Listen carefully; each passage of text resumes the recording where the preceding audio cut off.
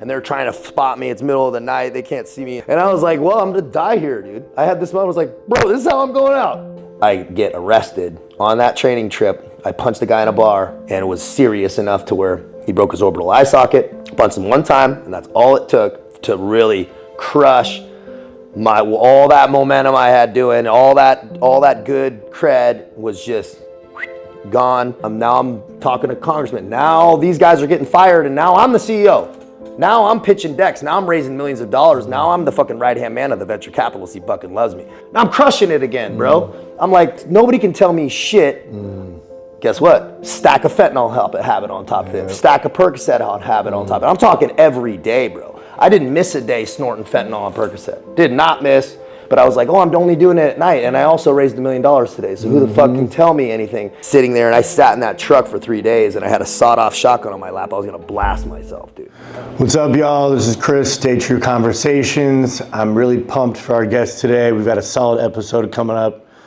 And we've got a special guest here, flying in from California, Taylor Cavanaugh. We're here, bro. What's up, my dude? Glad to be here in Miami. Hell yeah. We made it. We made it. We made it. I don't know how.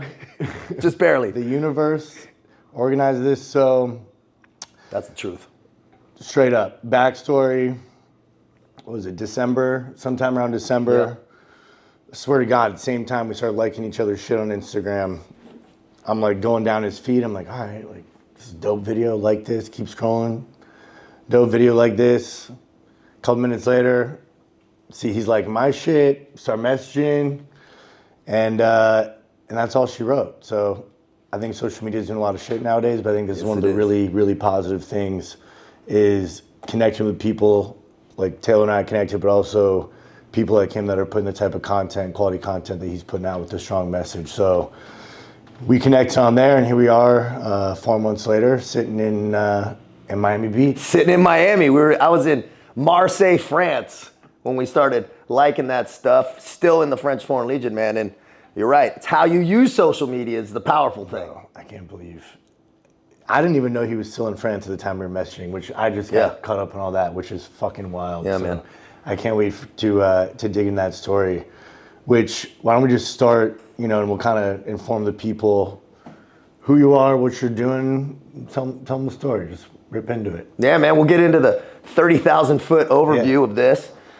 Well, I'm the only Navy SEAL Foreign Legionnaire on the earth right now. I had said this, but there might have been some rumors of an old Vietnam Master Chief, but who really knows, right? I would love to talk to that guy if that was possible. But why that happened, though, is the real story, and it was not some cool trajectory of success that was my path. And what led me to this table, it was a lot of failure, mostly failure, about 90% failure, even though I've achieved some measures of success in some capacities, some small ways, or unique ways, I should say.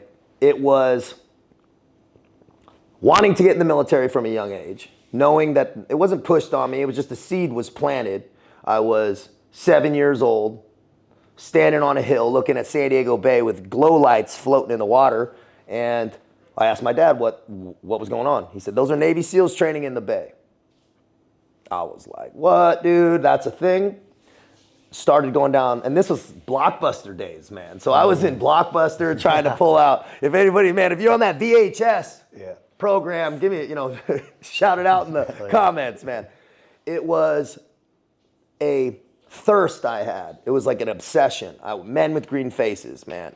Any type of Vietnam era, didn't have to be. It was any kind of special force documentary, I was into it. And so it was always on my mind but as you get older, and the guys know, as get into adolescence and I played sports, grew up in San Diego, California.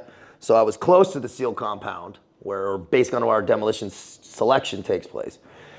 So it was proximity. I was aware of it, and getting into high school, I knew guys that went and tried out, all-American wrestlers, all-American water polo. Everybody fucking failed. Nobody made it. Everybody was chipping barnacles off ships in the Navy, scraping paint.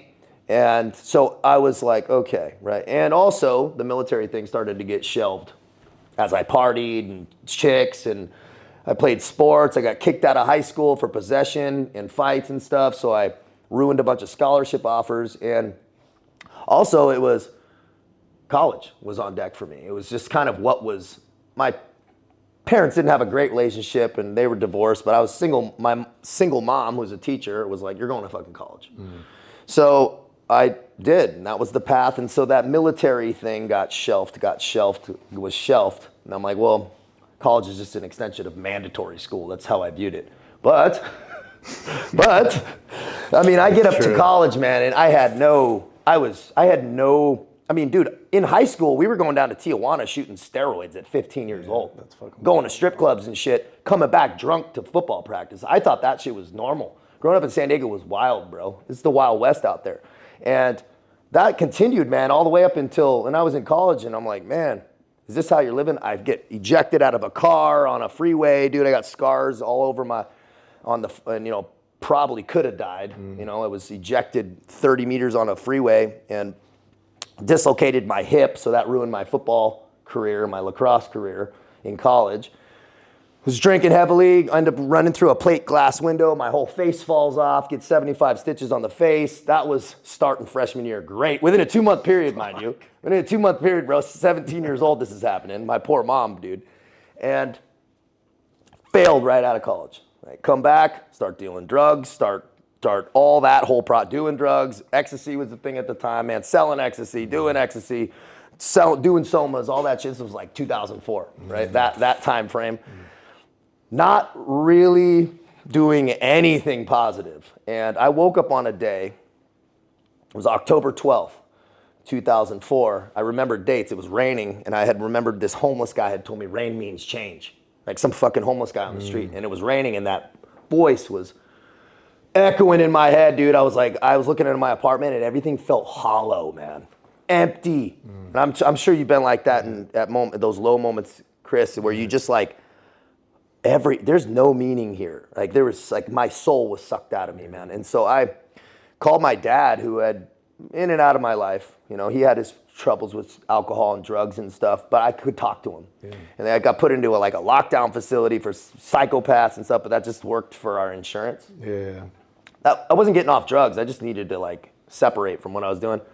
Moved back to Boston, to in a basement of my aunt and uncle's house, and pretty much just had those moments. When we'll get into this, but with those on that hero's journey, you got to go into those moments of isolation, those periods of isolation where you actually have time to self-reflect, like we talked about, which is lacking today. Is that those quiet moments of self-reflection, not this sometime. I'm talking years.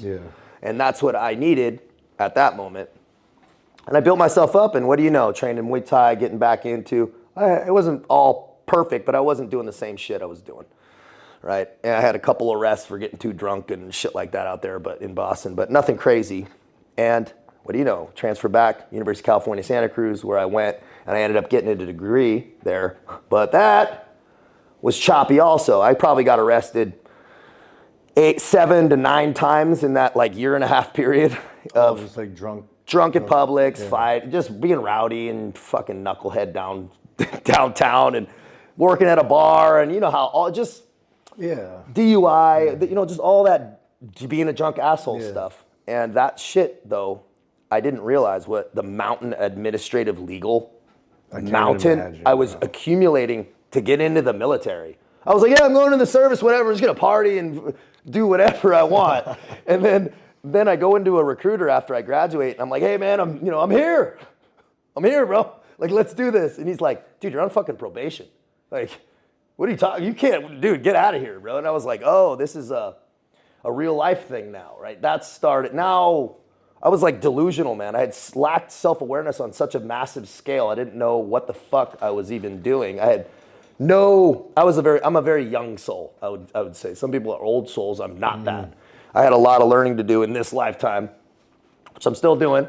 And there you go. I get a lawyer, request to go to jail to commute my probation. And that's what I did. I went to fucking jail. And this was trying to join the Marines, right? I was just trying, I went to go in the Marine Corps. Yeah. And that was just any branch, really. It was the first one I wanted because, and that's actually a good point, Chris. Why did I go to the Marine Corps branch first? fucking scared, bro. I was scared to go to SEAL training and fail and be on a boat. I wanted a gun and I wanted to go deploy. And I thought the Marines were probably going to be the best way to do that. Go to jail, spend, 3 months there, get 4 months, but then I ended up doing 3 in Santa Cruz County, which is a lockdown facility, 23 out, no yard. I didn't see the sun for 3 months. Seeing people poop paint and fucking crazies and just all that shit, mixed bag. Everyone's, mixed categories, so it's a little bit weird. But I was actually in a good mood trying to get out of there, cleaning it up, and I walked out on December 26th, 2008, ready, but I was delusional about what I was trying to get myself into. I tell a CO on the way out, I'm gonna be a Navy SEAL, and he fucking laughed. And looking back, I totally agree with what he was laughing at, because I was walking out of jail, and I also was like kind of fat and like just out of like rugby buff, like 230, right? Dude, just like just ramen and honey buns. Just ramen and honey buns, man. Ramen and honey buns, and that was exactly in tuna packets, man. That was my jam. But I started the process. Go to the Marines. They take my tattoos. They said, "Fucking no way. Do you have too many tattoos?" I didn't have neck or hands or none of that stuff. I just had too much of a percentage. They said, "No way." So I go to the Army. They said, "Too much criminal background." No way. I'm really terrified, depressed for like a few days on my mom's couch, realizing that I'm riding a bike, have no fucking car, just got out of jail, and can't even get in the military. Right? I'm like, in my whole hometown. Yeah. I was like, man, I'm a loser. Oh shit, this happened. Life came at me quick on this one. I went to the Navy recruiter just as like a Hail Mary, going, okay, well, that's what I wanted to do, and now it's my last option. And they were like, yeah, dude, we can actually work with what you got. And I was like, fuck, dude. And so he's like, but you can only be a SEAL or pretty much the worst job in the Navy, whatever that was. So I said, okay, started that process, and dude, it was just training. I lost like 40 pounds in like 6 weeks, just getting shredded, puking every day on runs, getting with guys, former SEALs, active SEALs who were actually formally incorporated into Naval Special Warfare, that motivation program for Vegas, LA, and San Diego. And I was focused, man. I wasn't fucking around. I also didn't have any money to be fucking around. I was stacking boxes at Home Depot at night. And how old were you doing this? Dude, 23. Okay. Yeah, so 23, right in the thick of just being an idiot. But so thank God I had something to attach to. Yeah. Because, and not a lot of resources to be fucking off anyway. Yeah. So it was actually a good pairing of stuff. I bought like a $500 Jeep from my aunt that was like a purple Jeep, but it worked, bro. It got me where I needed to go and did that whole thing. And dude, and that was the beginning of my process, and it took me 9 months, and I get a SEAL contract issued, and lo and behold, I end up going to start Navy boot camp in the Special Warfare Division in February of 2010. That's kind of where that kicked off. So how long is that? Because that's not BUD/S, right? No, that's just the beginning Navy boot camp. All SEAL candidates though in that group.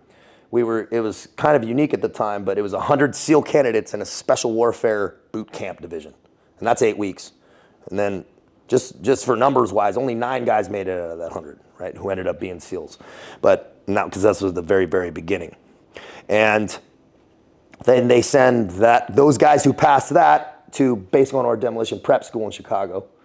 They take the SOP 75 chunk of that, and dude, that was a good program, bro. You're up there, Chicago, you could go out on the weekends and stuff sometime, but we weren't really messing around. Like, guys were focused up there. Dude, 6 hours a day, 3 2-hour sessions of lifting, running, and swimming. Straight up, dude, every day for like 2-3 months. Fuck. Yeah, it was pretty legit, dude. I mean, they pushed us hard, and I needed it, man, because my running, I'm not a good runner. I've heard you say this before. Yeah, running's for the enemy, bro. Yeah. You know what I mean? Yeah. I love that fucking quote, because straight up, because I'll co-sign that shit, because I fucking hate running. Dude, I'm built to be carrying a battle axe on a battlefield and not too far at any one time. It's like, I like straight that. up, man.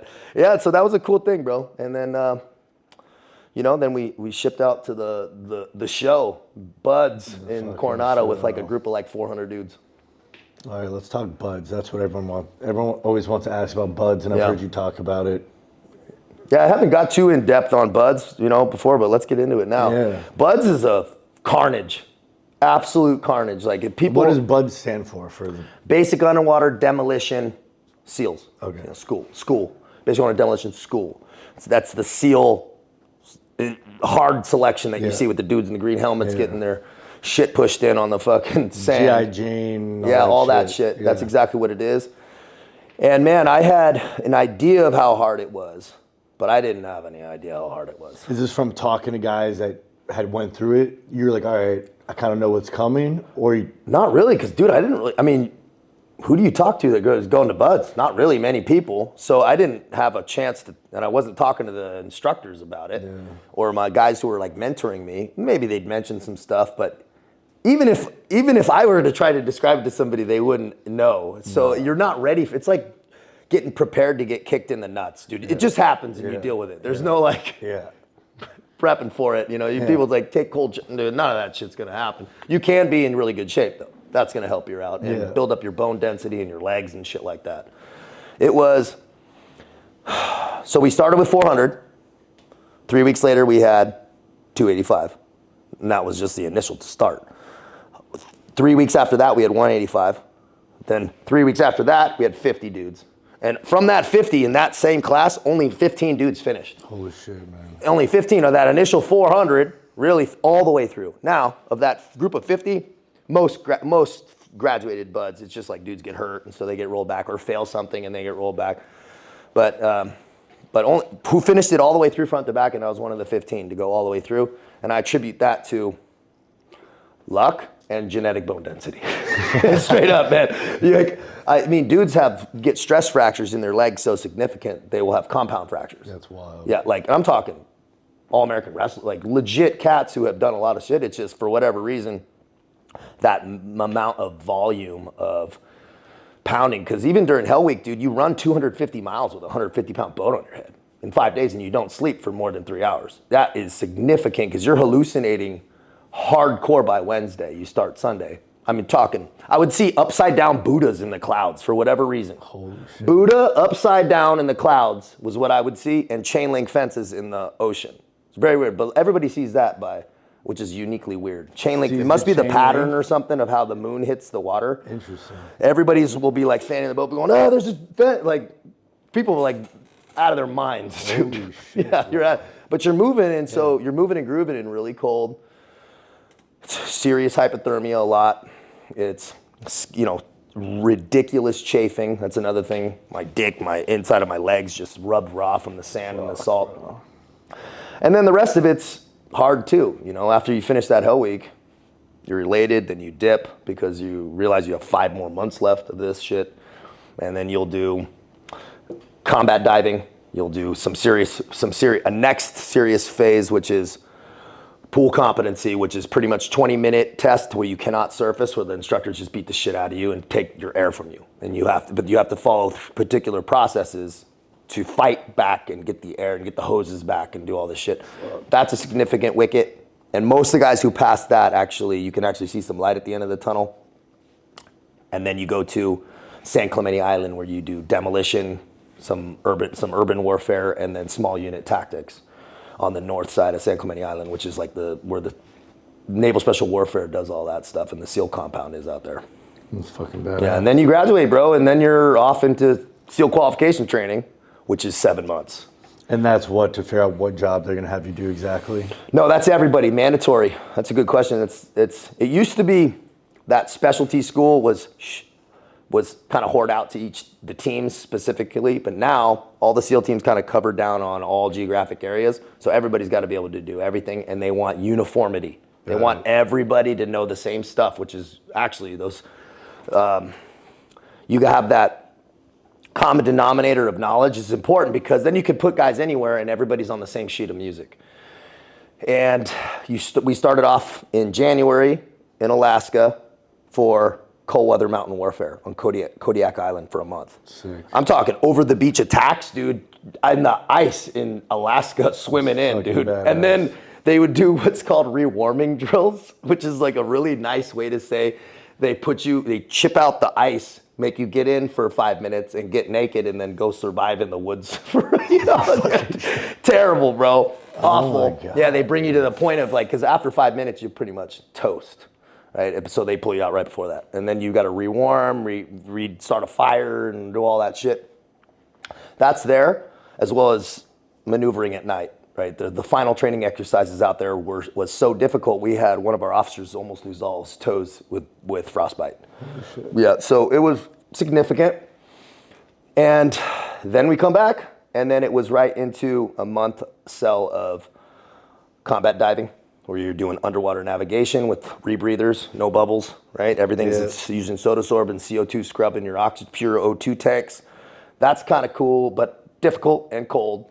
And in San Diego Bay, with that complete, you're moving into close quarters combat for a month, house assaults. Then you're moving into land warfare in the desert. There's a SEAL compound out in the desert near the Chocolate Mountains, which is all used for that. That's an intense course, one of the most intense, even in the SEAL teams. Physically or mentally? Physically. Yeah. Physically, because down men are real. And they make you run kilometers with down men, picking guys up with automatic weapons who are big dudes, who are with full kit, off the ground, who are down, is some of the hardest stuff I've ever done in my life.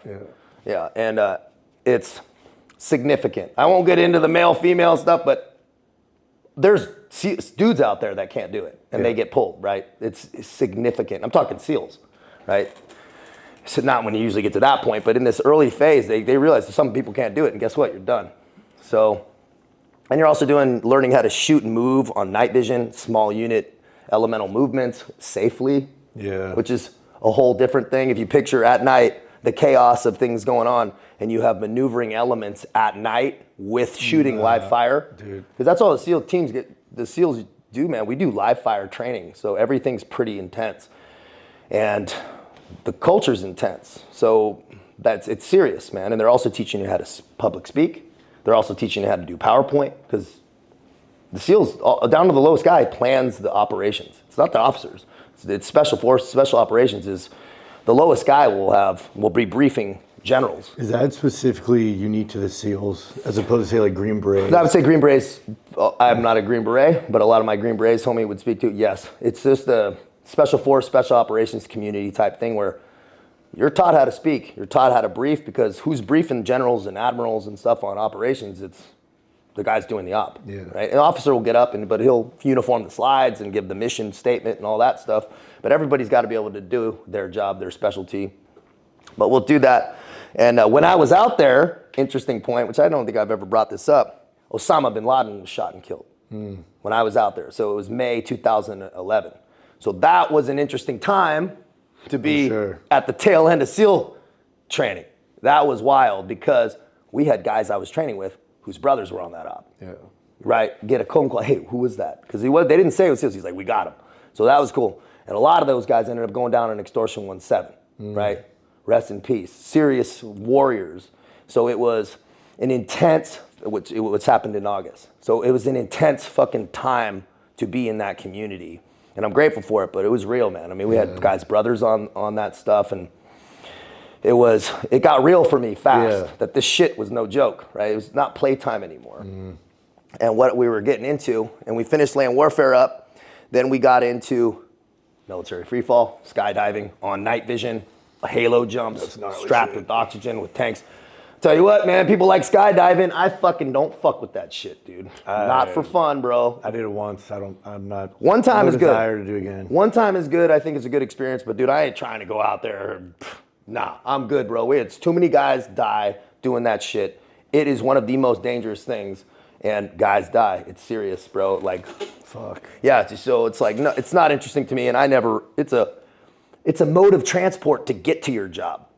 That's like a totally different way to view it. It's like, dude, it's the transitional phase. Like, it's not even your job. Like, it's a stupid way to go out when you're not even doing the job. Yeah, that's why I'm like, dude, I'm not doing it for fun. No thanks. I'll be by the pool chilling. You know what I mean? Miami Beach. I'll be on Miami Beach in the sun. But then guess what? We do Advent Lane, which is like that. After that and that was skydive cell was a month. And then we go into like some low visibility operation stuff for a month. How to work in urban environments, how to lose tails, how to vet potential spies and shit like that. And that was actually my specialty, one of my specialties in the SEAL teams, doing shit in beards, civilian clothes, having a gun on your waist, and like vetting people in hotel rooms and shit like that, and casing places. So that was another one of my specialties, which we can get into later. But then we graduated, man. We graduated July 27, 2011, but class 284 with like 48 hard motherfuckers, bro. Tough dudes that I had been with for a long time. And it was a very cool moment. And we went to Arabic school after that for 3 months, full immersion, 8 hours a day. And then we got selected for our respective SEAL teams. I got picked up for SEAL Team 7. Which that's San Diego. Yeah. Yeah. Yeah. All the odd numbers are on the West Coast. Even numbers are on the East Coast. So you're back home. You can interject in this if there's more to it.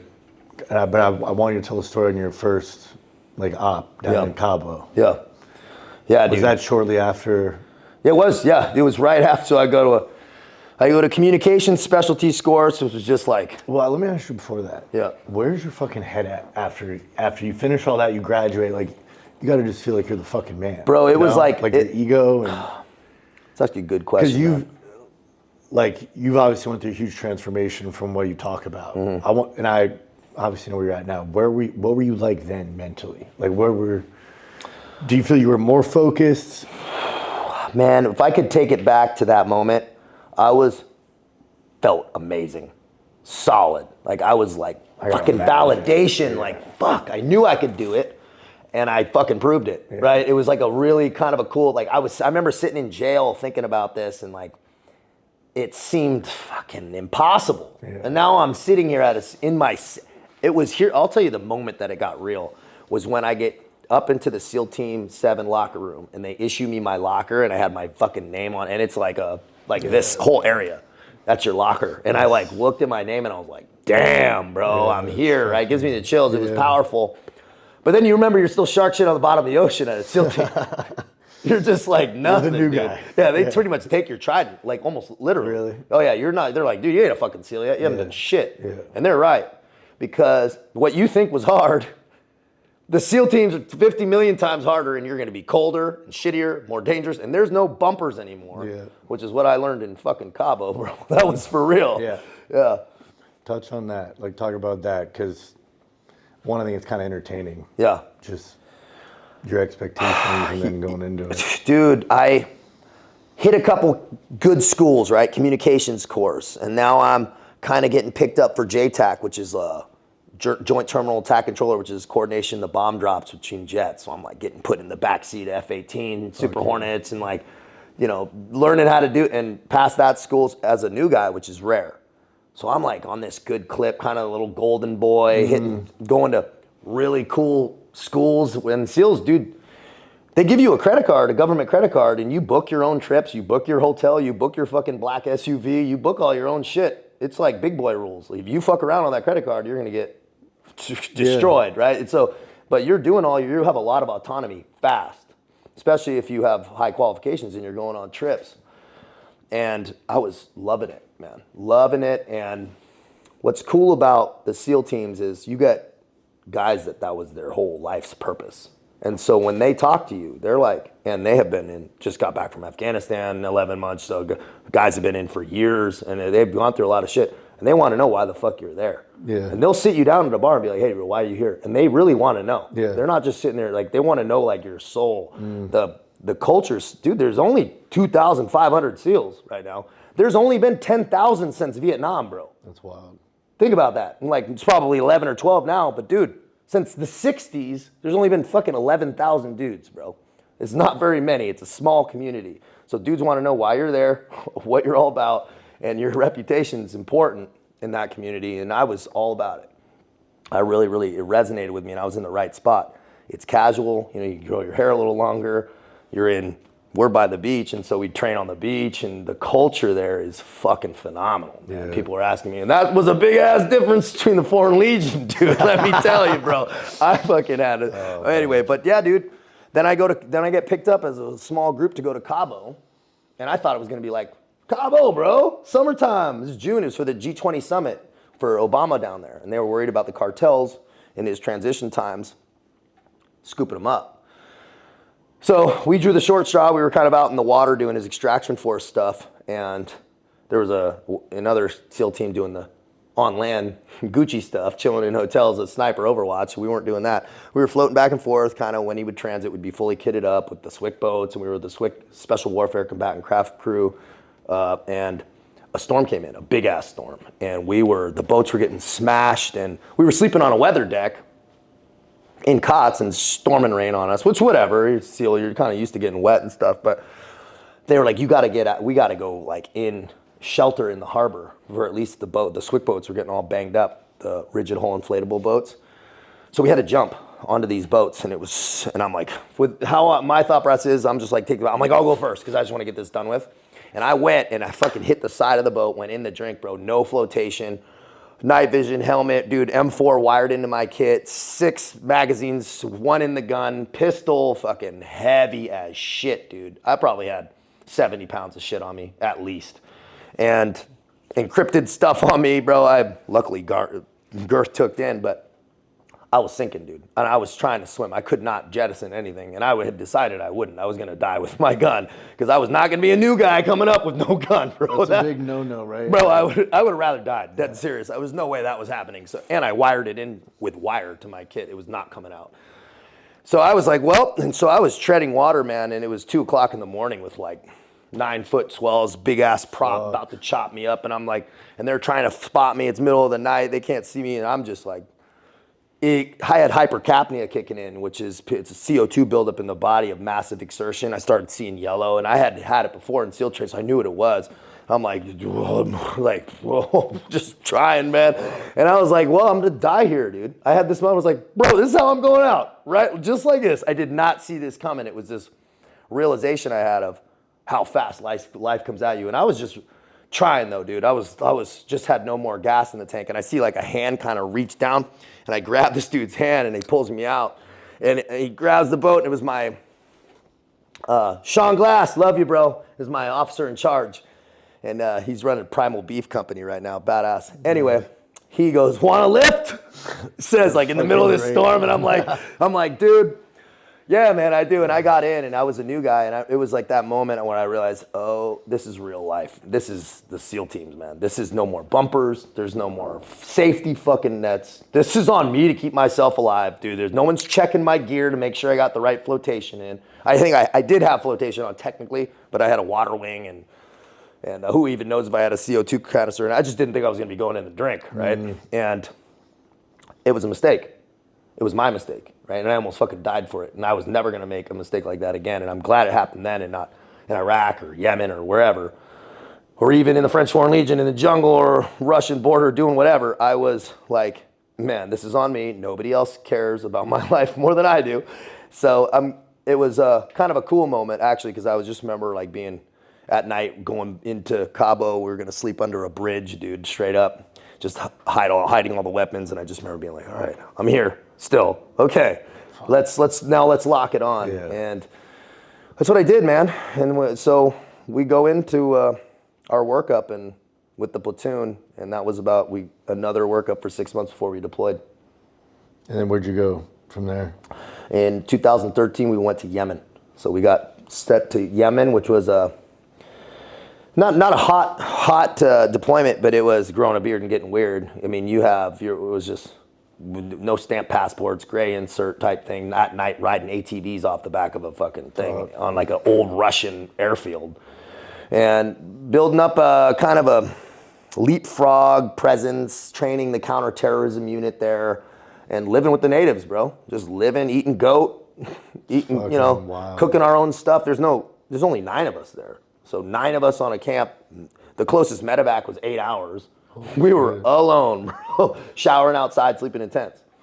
And I loved it, though, dude. I felt I'm here, dude. I'm here. Like you're doing the damn thing. Yeah, man, because it was 4 years ago. It would have been 4 years from when I was, 5 years from when I was walking into jail to where I was on that deployment. That's how long that training and selection process was and getting into. It was fucking half a decade from when I was walking out of jail to that point. So would you say at that point was almost at that time for you like you felt you were at your pinnacle or like you made it? I felt in the right place Yeah. I knew that there was other levels. I knew that because it was, in the SEAL teams, it's like, if you haven't finished one deployment, you're kind of like, they're like, you're still what's called the new guy. You're a new guy. It's like, new guy, clean this truck, and new guys work, new guys load the magazine. It's just new guy, clean the toilets type thing. Well, as it should be.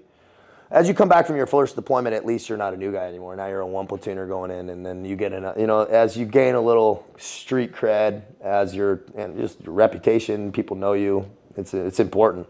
No, I can imagine. Yeah, but I knew there was other levels. So you finished that deployment. How long were you in Yemen for? 7 months. So we're 7 months there. Off the grid, man. I mean, off the grid, everyone's big beards, and it was required by us to have beards because in Yemen, culturally, the men there won't even talk to you. They see you like a child if you don't have a beard. They're like, look at this kid, man. It's like you're a woman or a child, so they're not going to deal with you, right? And so a beard, and it's also for facial recognition software. They're worried about pictures and stuff like that. So there's like a piece. Now it's cultural because Yemen's like hardcore. It's a hardcore Muslim thing, so they're very old school as far as the beards. In Iraq, it was like mustaches, less beard. They don't do the full scraggly. So so we get intel briefs on all that stuff, and we're told kind of, hey, here you can grow up. You need to grow a beard on this one. This one, you cannot grow a beard. They'll tell you before you go for your intel guys. Okay. So we got Yemen. You go back to San Diego after that? Yep. And back straight to right downtown, fuckery. high rise, bro. I'm like, dude, I finished my first deployment. Which is a ridiculous way to think because it was immature. I just cut loose, pretty much get arrested the first week I get back, drinking downtown. I'm in a high rise like this, right downtown.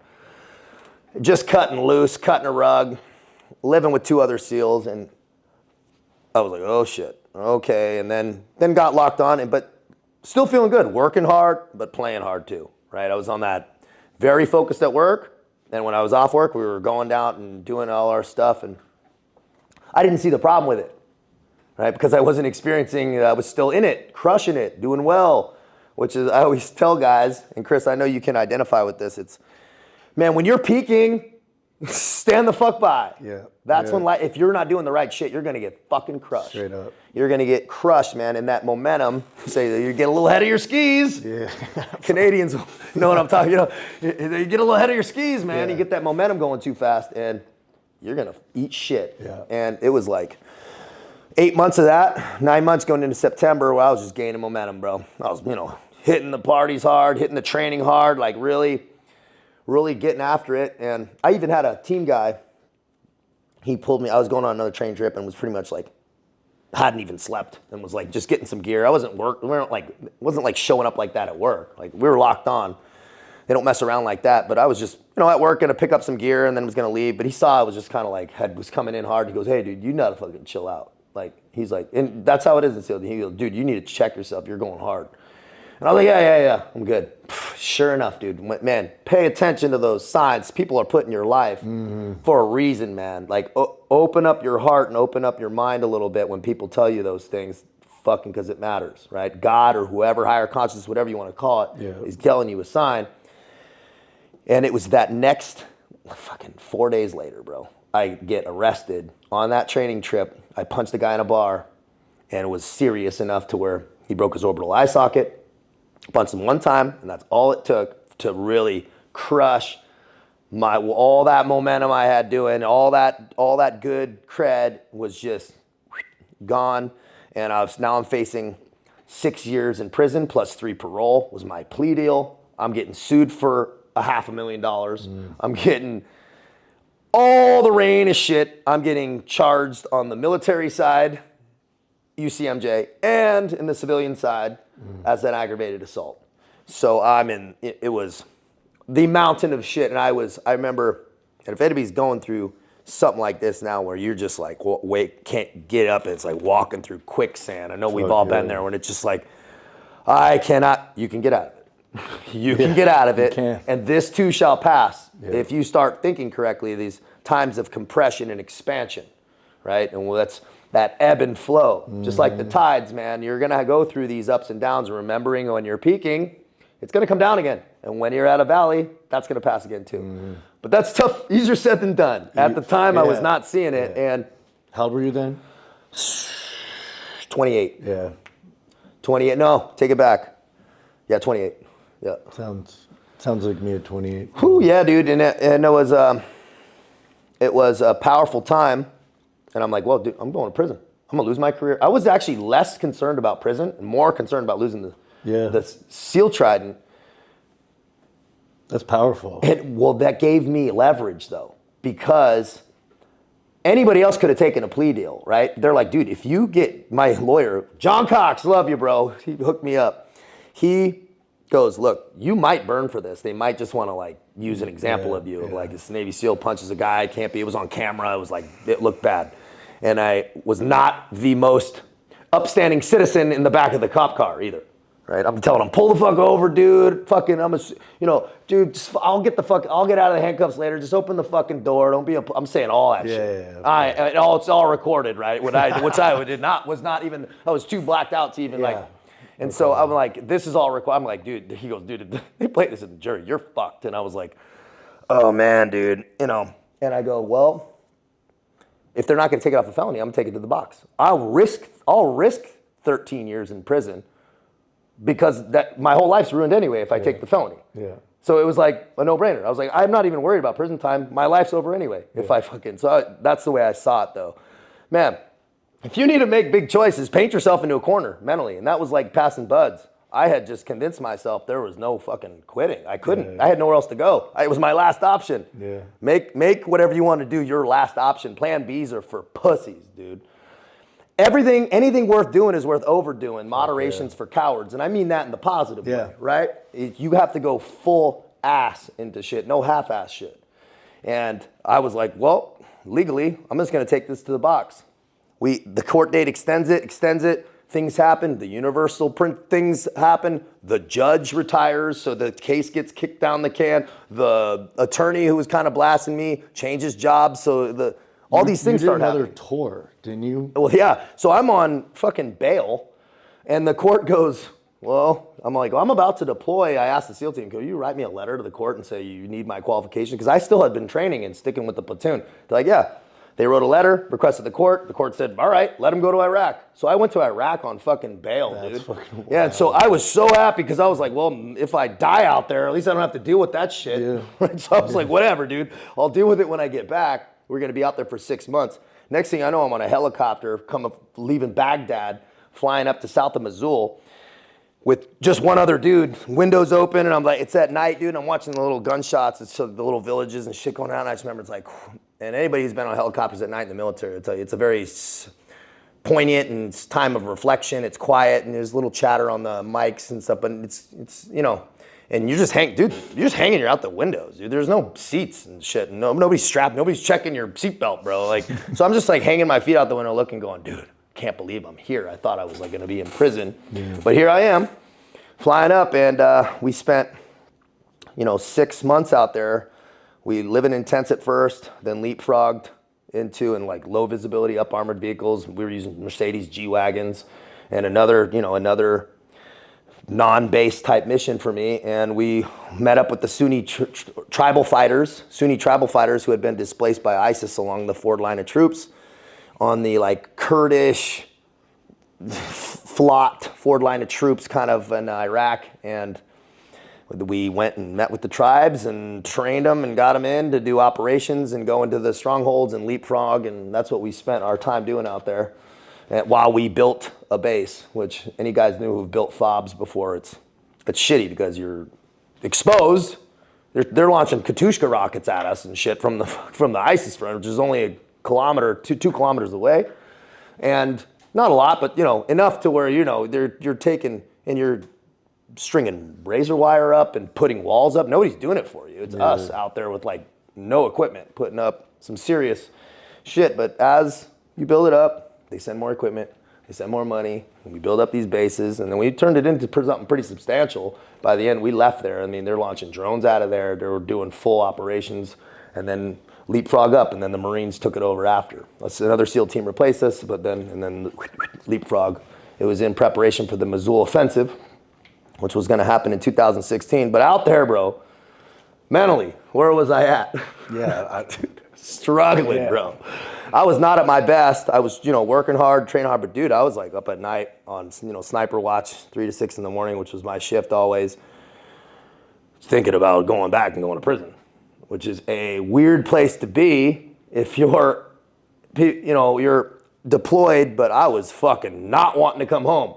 Yeah. I was like, dude, I hope this deployment lasts forever. Yeah. I legitimately was just like thinking about joining the Kurdish Peshmerga. Obviously I wouldn't, but I was having some serious concerns about returning because I had my court date scheduled like right when I got back. So everyone's stoked. I was not fucking stoked, and I had low moments out there, dude, like at night, just not being on, which I regret, moments that I was like, I should have been on it and I wasn't, right? That's, people talk about PT, man, the one thing I ever fucking stress or like have that causes me issue is knowing I wasn't at my best on some of those moments when who the fuck knows what could have happened. Yeah. That's the type of shit that bothers me still to this day, honestly. But don't put yourself in those positions, right? Don't hit people in bars and do dumb shit. Well, what do you know? Your life's gonna be better.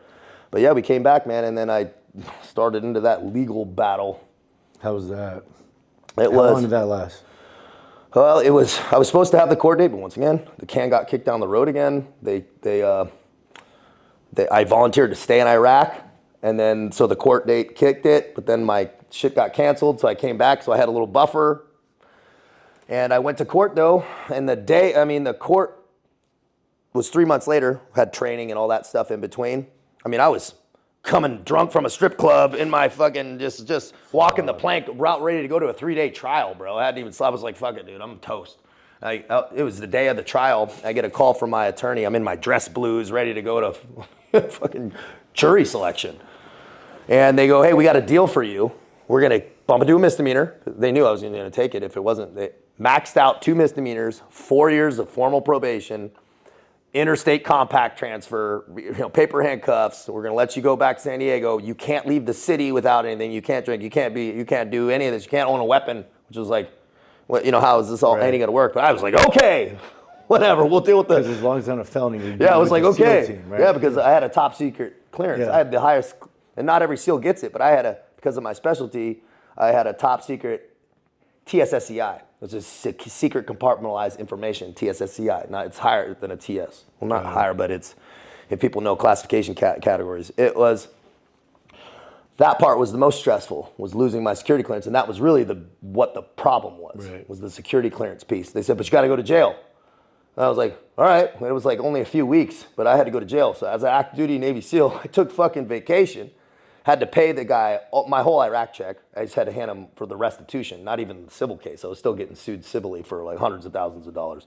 But I had to pay him all the restitution, which I sold my truck and gave him my Iraq check, this guy.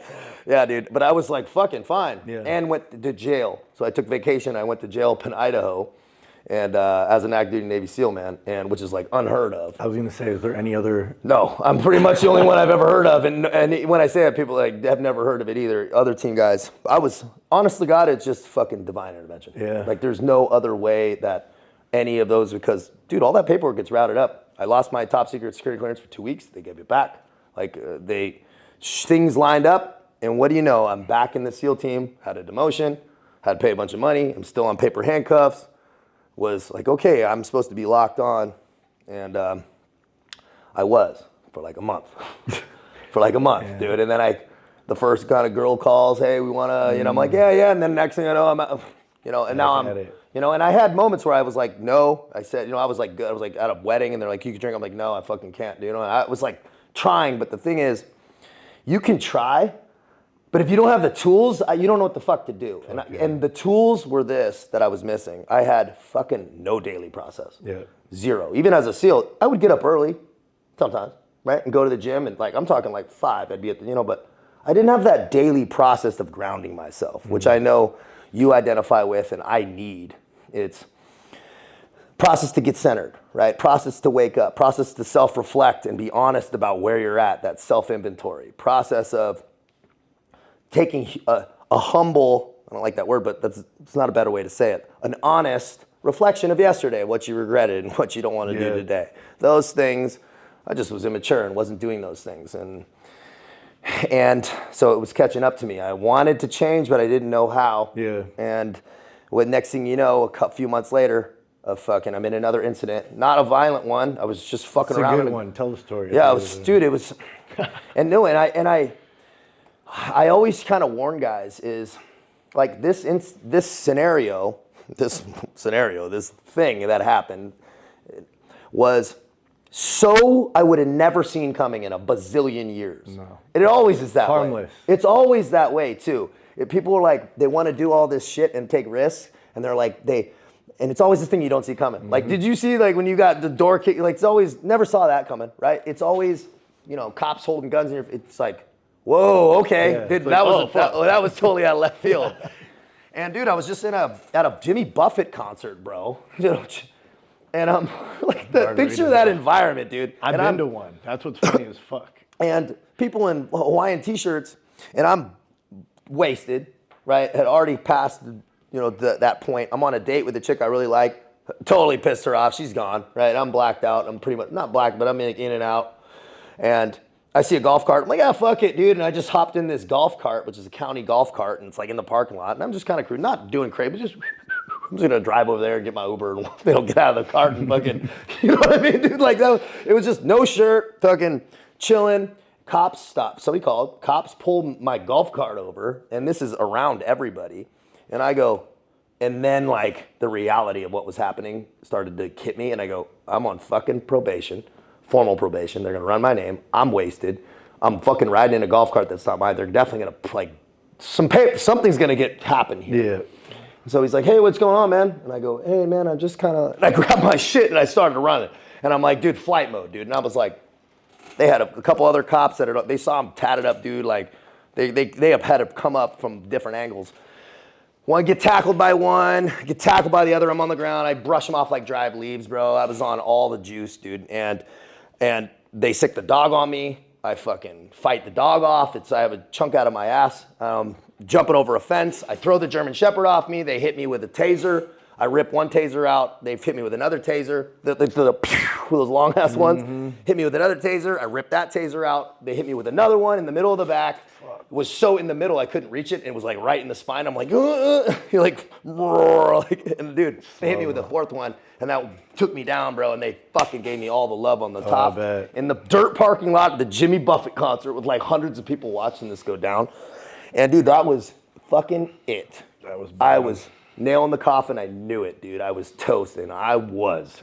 And I was not wrong about that. They put me back in the cop car, and I'm just like, welp, that happened fast. That life came at me fast as fuck. And I told them, usually you might want to like kind of guard it, and then the information you can kind of get back. I just told them to call SEAL Team 7. I said, just fucking call them. Like, let's just fucking charge the machine gun nest. Yeah. I'm fucked. So they did. I was on formal probation, so you're technically not allowed to bail out. But I had a good enough credit. My platinum Amex, I could blast it out fast enough. So and I had a high ass bail too, dude. I had it was a lot of money, but I had a big enough credit line to where I could do it myself, and I just put it on the Amex Platinum, man. And got out fast enough before they could process stuff. So I'm in San Diego County, and I remember like sitting there, dude, and like even the dudes looking at me like, God damn, this dude's hardcore, bro. I'm all beat up, dude. I'm a Navy SEAL, like the CEOs, they know the whole deal. And that was it, dude. They drug tested me and at Team 7, and I passed because I wasn't on. That wasn't really my thing at that time. I wasn't trying to do drugs and stuff. I was just drinking too much, being a fucking knucklehead. But Navy JAG picked it up. They picked up the case, and they're like, this fucking guy again. And they love to stick a seal, dude. They're like, these cocky motherfuckers. Yeah. And I earned it. That's the thing, is I fucking am no victim, bro. Like, I totally brought all the heat on me. So they're like, how do we get this guy? Because I was still navigating it with really good attorneys. Now, mind you, I violated probation in Idaho. I also still have the civil case pending. And now I'm on a new case in San Diego. So I have 3 fucking attorneys in 2 states, hemorrhaging cash, and I have a military attorney. So I'm just like, just throwing it out, bro, lighting it on fire, just throwing it out, going, oh man, this is stressful, and losing my SEAL career at the same time. Just one of those moments of just absolutely getting fucking crushed by life and knowing you did it to yourself. Yeah. And that's the work. nobody can do to us what we do to ourselves, man. Yeah. And that was a moment where I was just like ruminating in it. And I was just trying to get by as best I could and do what I needed to do to kind of manage this process, because I knew it was coming to an end. And it was. They were like, we're testing this guy for steroids. Like, he didn't do drugs. He's going to get out of this case, too, because I was beating it, because I had some good contacts who called the San Diego chief of police at the time, and they're like, hey, and so they got it bumped down to a misdemeanor because it was another felony. And now I pay it off, and so I beat that case, too. And the Navy was like, fucking no way is this guy getting out again. Sure. So they sent my blood up to the Olympic Testing Center, which is unheard of. It costs thousands of dollars. And I fucking lit that test up, dude, like a fucking Christmas tree, bro. I was, you know what I mean? They're like, you failed for this, but this. I'm like, yeah, well, it sounds about right. But it was like, I was done. I knew it was like done, dude. Yeah. You know, it had run its course. It had been 7 years in the SEAL teams, right? So it wasn't like a short amount of time. But I knew my time had come to a close, and I had fucked off my dream. That was a really like weird thing to I didn't even process it. And that's kind of what we'll get into, is into the civilian. I was just like, had a new relationship, so I could kind of deny it with like a new love and like all that whole thing. I could kind of distract myself, but I was immediately, even while still in, dude, I started like going off, like I was smoking weed, doing Adderall, like I just, even while in, I could have been drug tested at any time, still going back and forth and doing coke, like all that shit. I was just like riding the lightning of risk. And because I was just lost and hurt for the most part. And then I had to go to jail again, get it kind of organized. They decided I go back to jail in Idaho. Again, same place. The correctional officers see me come in, they go, this fucking guy again, dude. Like, are you serious, bro? After having got out of that last shit, now you're here again. Okay, bro. And then I walked out of jail, and pretty much that was it, though. I signed my DD-214 to get out of the United States military. And I was out. Usually you have like reserve time, but I was done because I had gotten kicked out. Yeah. You know, and so I was just completely free and clear of the military, man. And I walked into the civilian world, bro. The civilian world. Yeah. Let's touch on that, because that's, I mean, I feel like you've had a lot of bottoms in a way. Yeah. And I feel like that might have been your deepest one, I would say, that led to the French Foreign Legionnaire. So you get out, you're fucking around, girls, whatever, drugs. Are you working at all right when you get out? Oh, dude, that's the interesting part is I've always been good at managing contacts and like connections and honest ones too, like just developing friendships with people who are at high levels also. And I had talked to some good connections that were in the country club world in San Diego, and told them what I wanted to do and talked to the right people. So I walked into I wanted to get into real estate development. That was like what I thought I wanted to do. And I did. I talked to the right people, and I get put on as the assistant supervisor at the largest private residential developer in the United States on the largest project in the United States. $750 million project. I was the number 2 guy. Right out the gate, I'm talking the Monday I walked out of jail. That's wild. Dead serious, bro. From jail, walked out, because I had set it up for months, right? From jail, walked out, boom, in another golf cart, riding around from trenching, underground trenching. It was in Chula Vista at the time. Underground trenching, electrical, all that stuff, all the way to final sales. We did like 19 million in the first year, and I was there a year learning that. Drinking out of a fire hose, dealing stuff, inspections. I know how to get information, and I know how to run teams, and I know how to fucking talk to men, right, about, hey, man, here's what we need to do, and bring people together. And so it was a good job for me in that, but I had financial troubles. I was having relationship troubles because of also all the drug use, right? So I'm doing Adderall, Xanax, drinking, and I'm doing, just all the shit, and with the financial troubles on top. And I always say, man, the man's a leader in a relationship. The fish stinks from the head, man. You can say whatever you want about your girl, but not acting right. Bro, if you're not fucking locked the fuck on, you can't talk about shit. Yeah. So I was not. And so at that time, though, I didn't take ownership like that. I'm like, why is she acting like this? Why do? But really, man, it was because I wasn't right. I wasn't acting right. So how the fuck, I'm not good for anybody. So that was good. But that tumultuous transitional time, the relationship was going away.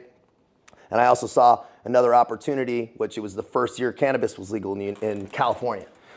I had an opportunity come to launch the first, one of the first companies to do actually distribution in California and become the chief security officer for it with another former SEAL. And who was from that mercenary world also we're talking about. Yeah. He was in that picture I showed you. Mm-hmm. So I said, yeah. So I did a lateral move. It was kind of a risk. It was this big, we had a big venture capitalist who was kind of like the strings behind the thing. So I didn't know those guys yet. I was like, all right, let's do this shit. So we moved into it, dude. And then next thing I know, I'm building out a facility, right? Now I'm talking to congressmen. Now these guys are getting fired and now I'm the CEO. Now I'm pitching decks. Now I'm raising millions of dollars. Now I'm the fucking right-hand man of the venture capitalist. He fucking loves me. I'm making moves and now I'm in his other companies. Now I'm flying here. Now I'm crushing it again, bro. I'm like, these motherfuckers nobody can tell me shit.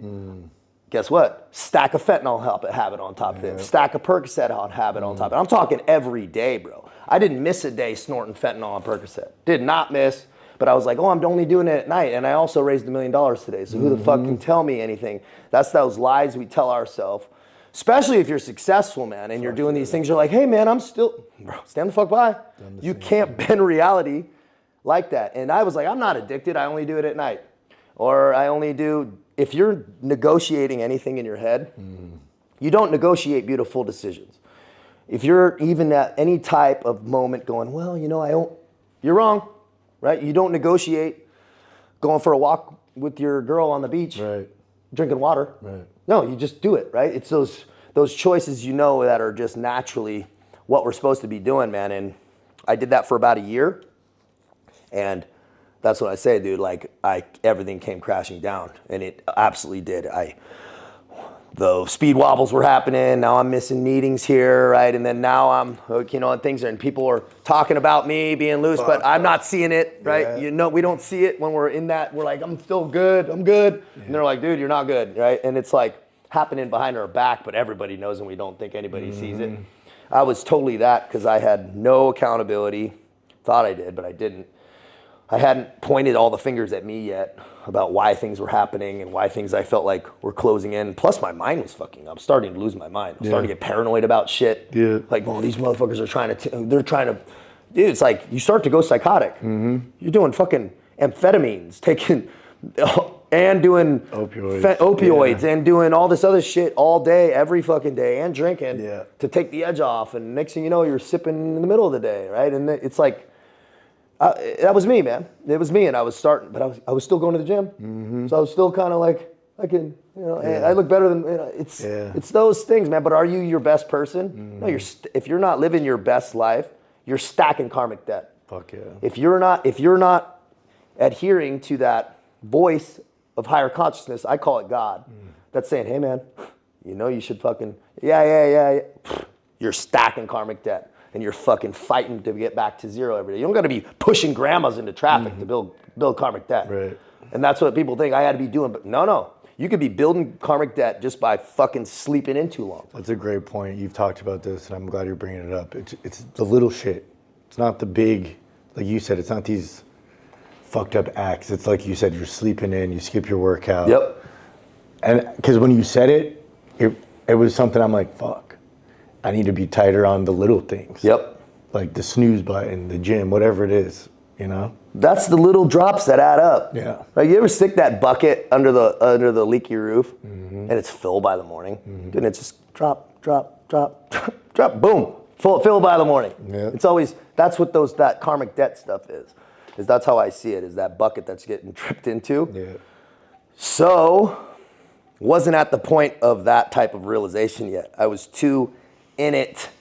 The bank account was still looking nice. Yeah, the bank account was still nice enough to distract myself, and I could buy, and just numb myself with. I always say that's overused, but it really is just distraction. Yeah, it's just distracting yourself from looking at who you really are and getting honest with yourself. And you just don't have time to get honest when you're totally fucking. No, you're like you said, you got the speed wobbles. All you're focused on is not crashing. Yeah, dude, that's so well said, man. Yeah, you're not looking at the scenery, dude. When your bike's you're doing just like, fuck, I'm late. I didn't get this done. I've been everything Oh, you said. man. I've lived. the Dude, exact that same is shit. so well said. Dude, here's another thing. Bro, I was like late to everything. Yeah. And Always. that was something that had never really, dude, I had been late in the SEAL teams in like 7 years, one time. Yeah. Maybe twice, right? And then finding, dude, I'm like missing flights. I'm missing You're not 15 minutes late. You're fucking hours, late. like Yeah, 2 hours yeah, late. And yeah. like I'd show up like, oh, dude, that's funny. I've never heard anybody say, dude, hour and a half late to stuff. Yeah. Like an and hour. you think it's normal. You act like it's normal. Like, hey, dude, what's up? Sorry, I'm late. It's so weird. You're like, man. yo, dinner's over. We're so in our own selfish lane Yeah. that it's like Delusion. it's delusion. Yeah. Dude, I've never heard anybody like identify that with me, but that's exactly what it is. Like being hours late to stuff, like often. That's how my Often. people always knew if I was on a bad path again. Yep. That was the first tell. Really? Yeah. That's what they'd say. Like they would start noticing being late and You ask stuff. my sisters, if I started showing up an hour and a half late to shit, they're like, you're fucking. Damn, that's heavy, man. Yeah. Man, that's all. Hey, well, there you go. The people in your life, man, they showing up hours late, man. So don't be that guy that's just sober and good, man, hours late, bro. Because you're a real fucking weirdo. You're going to be walking into an intervention, man. You're like, no, I'm just not good to time management. It's just like, no, I stayed up too late last night. I'm not fucking snorting oxys again. I'm good, Oh, bro. man. And I heard you bring up something before, Chris, that was interesting to me. It was about like that, you know, snorting in the car park, snorting off the center console. And it was like, dude, so many times I was doing that, like snorting off the center console and then like walking in and like the kids recognizing the energy, right? And you had said it like about the nephew. My nephews. Like not wanting to be around it. It's because they're like that pure energy. They can sense it and like, or maybe we're just projecting, but we're feeling their energy too. And it's like, they're like weird, because you're in that weird, you're being weird, man. Yeah. Being fucking weird. Dark fucking energy. Dark energy, not pure, not clean, not present, not. Even my dog, I feel like, could tell. Yeah, your dog's like, bro, you're fucked up. And it's like, You're high, dude. yeah. Your dog's like, man, feed me, but you're high, dude. feed me and then fuck off. Yeah, man, and it was you're just, your whole world's at this low vibrational, selfish state, and I couldn't even fathom thinking of like universal principles or my own vibration at that point. I was like, that was completely beyond my frame my frame of like reference. But so that came crashing down, man. And next thing I know, I moved all my shit out to Hawaii on the Big Island to kind of like, I was kind of put out there, kind of marooned really.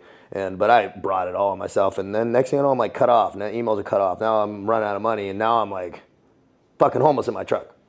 Boom. And I remember dropping my buddy off at the airport. And then I didn't tell him I was like that fucking close. But I wasn't even realized it yet. Yeah. And I look at my bank account. I look at the fucking gas. And I'm like, dude, I had no gas and no money and no place to go. And my fucking credit cards are all maxed out. And I'm fucked. Fuck. Yeah. And I was like, oh shit, I got to like go park and think. So I drove to the jungle, man, near where the volcano's erupting in Pahoa on the east side, the jungle side, and just went straight native, dude. I parked in the fucking jungle and just like took my shirt off and turned the key of the car off. In this moment, I just remember so clearly. I've said it before, but it's like an important this moment. We've all had them. It's like I turned the key off and I remember everything going quiet, and I remember being like, boom. Like, you know, like that fucking sound of like the sound canceling thing going on. It was like, okay, all the noise was gone. There was no ability to distract. It was me sitting there, and I sat in that truck for 3 days, and I had a sawed-off shotgun on my lap. I was gonna blast myself, dude. And I was like, dude, I'm gonna smoke myself. I'm toast, man. I'm so fucking tired of trying. Being a fucking trying to be a Navy SEAL and then going and then CO. He's like, dude, I'm fucking tired, bro. I was just like over it. And I wasn't sad, bro. That was like when I knew it was dangerous. I wasn't crying, dude. I was way beyond that. I was like, matter-of-factly, like, how am I gonna do this without making too much of a fucking mess for somebody to fucking fun? So I was just like, well, let me just like not rush into that. Like, let me think through this. Because also I still had this shred of like maybe a phone call would come, and it always did, right? That I was like, hey man, we got you, like what, this next thing, right? And I'm like, oh, it'll come tomorrow, right? And then it'll come tomorrow, and then it didn't come, and then I had no phone call, and I'm going, that call is not coming. That call's not coming. Okay, and so I went for a walk in the jungle, and I was just in this inner dialogue of just, and I thought about jumping off the cliff, Figured it probably wouldn't be too high, right? And then I was like, I'm gonna jump in this volcano. And that like, jumping in the volcano, dude, was like, are you fucking serious, bro? You're gonna go jump into a fucking volcano, bro? Like, and I fucking was like, dude, you're out of your mind, you're crazy, and you're also a fucking pussy, right? That was the voice of God. It was like, listen to your inner dialogue, you sound like a bitch. And I was, dude. Me, I. Oh, this happened to me. When I go, dude, you brought it all on yourself, bro. Like, what's your mom's life gonna be like? What's your sister's life gonna be like if you ice yourself right now? Right, man? I also had a huge network of friends. People were trying to get a hold of me, and I was just like not seeing any of it. Right? Yeah. And it just completely my world. I'm sad, and I have no money. Man, I go, all right. If I'm gonna do this thing and I'm gonna die, well, I'm gonna do it with my boots on and do something fucking cool at least. So I was like, I'm joining the French Foreign Legion. Fuck this. 8 days later, I was in France, bro. I took out like 2 fast cash loans, dropped my truck up, threw my truck to somebody, said I'll fucking be back in some years maybe. And I was in Paris, bro, like 8 days later, bro. Straight up. That's fucking wild. Yeah. So Hawaii. Yep. You hit that rock bottom. You decide, all right, time for the next journey, French Foreign Legionnaire. So 8 days later, you land in Paris. That's it, bro. Then what? Touching down in Paris, raining, October again. I always think times in our life that are, for a very powerful time in my life is always October. Transitional, right? I got arrested in October. I got moving here. All the times I went to, in 04. October is always very powerful time for me, man. And I touched down and I just remember it raining again. Coming from Hawaii, of all fucking places, going, what am I doing here, man? This is really going down. Okay, well, I got to get these drugs out of my system. I'm going into a military institution. They're going to drug test me, man. But I still had a bunch of Adderall and Xanax. So I'm like, I'm not going to, you know what I mean? Like, I can't waste these. I'm like, I'm not going to waste these, man. So I took a couple days in a hotel, right? I started at I still had some points, so I'm in like a nice hotel, and then like I'm running out of money. So now I'm in a hostel, right? And then now I'm in a bunk beds in a hostel, and now I'm like, okay, I had set a date. Okay, everything I'm stopping right now. And I had already done the fentanyl and stuff, right? That had been, and getting off fucking fentanyl and opioids, it's not a fun thing. And I had done that in Hawaii, so I wasn't at that point. But I was psychologically addicted, right? And I think that amphetamines and stuff like that, more than anything, you're psychologically addicted more than the actual bonding physically. I was just like, I didn't know how to operate anymore just naturally, or that I wanted to. That was the fucking hard part. It was like, man. And people who have gun addictions, when they get off, they're like, what's the point of even, and you'll get past that. If you're there, I promise you, it'll pass if you just kind of set a date and just make a decision, that deliberate decision. So I made a decision. I said, I know I can get myself clean in about 3-4 days, just from my experience with drug tests and stuff. If I get after it, I can do it. So I was sweating it out, pounding water, doing all this stuff, going on runs, and pretty much pissing clear cold for 3 days straight. Probably not the healthiest thing. I don't suggest that. I'm not a doctor, but don't, you can die from overhydration. But I was really hurting emotionally. Really starting to, now I'm kind of got nothing to distract me. It was the first time since I walked out of, even before, got done with the SEALs in the United States military, that I had not been on something. I couldn't remember the last fucking time I hadn't done something. It had been years. And now I was like still sipping a little vodka at night, right? Just not gonna go all the way yet. I wasn't there. But I was like, okay, no more Adderall, no more this, no more that. I ran up to this church, bro, called the Sacré-Cœur, up on the top of this high point at Paris, and beautiful church. And I remember looking up at and I said a prayer, man. I was just like, man, look out for me. That's all I said. Right? I don't know how this is gonna go, but just let me look. I don't know what I'm walking into. Anybody that doesn't know, the Foreign Legion is like a 200-year-old institution, foreign fighter unit in France that takes just foreigners. So a little small contingent of French, but it's a unique place in that you just go knock on the door. There's no application, there's no anything, and you start your process with a bag on your back, and you just go knock on this like old medieval castle. And they open the door like Wizard of Oz, man, and bring you in. But a sinister Wizard of Oz. A dude with a beret and a gun opens the door, not the wizard, bro. And there ain't no yellow brick road. So I called my mom, man. And my mom and I have a really close relationship. I've always been really close. She's tough woman, and but she's very caring also, and has been a hard worker. She's been that rock in my life when, my dad was up and down, in and out, and we had a lot of tumultuous stuff and, chaos. But my mom was always a rock, up early, right? And she consistently worked her whole life. I remember her waiting tables in Denny's and me being on the graveyard shift and me being there. And then to all the way, her having multiple master's degrees and, administrator, and then, owning homes in San Diego and doing very well, right? And retired now and crushing it. So I watched that whole process. And so I love and trust my mom. And I called her and I said, well, I'm going to Foreign Legion. I'm in France. And I remember sitting there and I'm sitting on this stairs in front of, just like a homeless guy, dude. I have a black hoodie on, dude. I'm sipping a bottle of vodka out of a brown paper bag, dude. It's straight up, not even exaggerating. And I'm just I'm going to the Foreign Legion. She goes, you don't have to do this. I said, yeah, I do. I don't know why. First of all, I didn't feel like I had anything, but I remember this conversation so clearly. I said, I have got to do this because I know I'm still in it. Obviously, I'm sitting there with a bottle. I don't know how to live right yet. And what I'm doing and how I'm learned is not working. Fucking again and again, and this revolving self-sabotage again and again and again. What the fuck's going on? I have to unlearn some stuff, and I knew I needed time and respect back. Man, I hadn't heard of a Navy SEAL being a Legionnaire. Fucking nowhere, ever. That didn't happen. I was like, well, I'm going to do that shit, man. What's the two biggest organizations internationally, in that world, man, that I want to do both.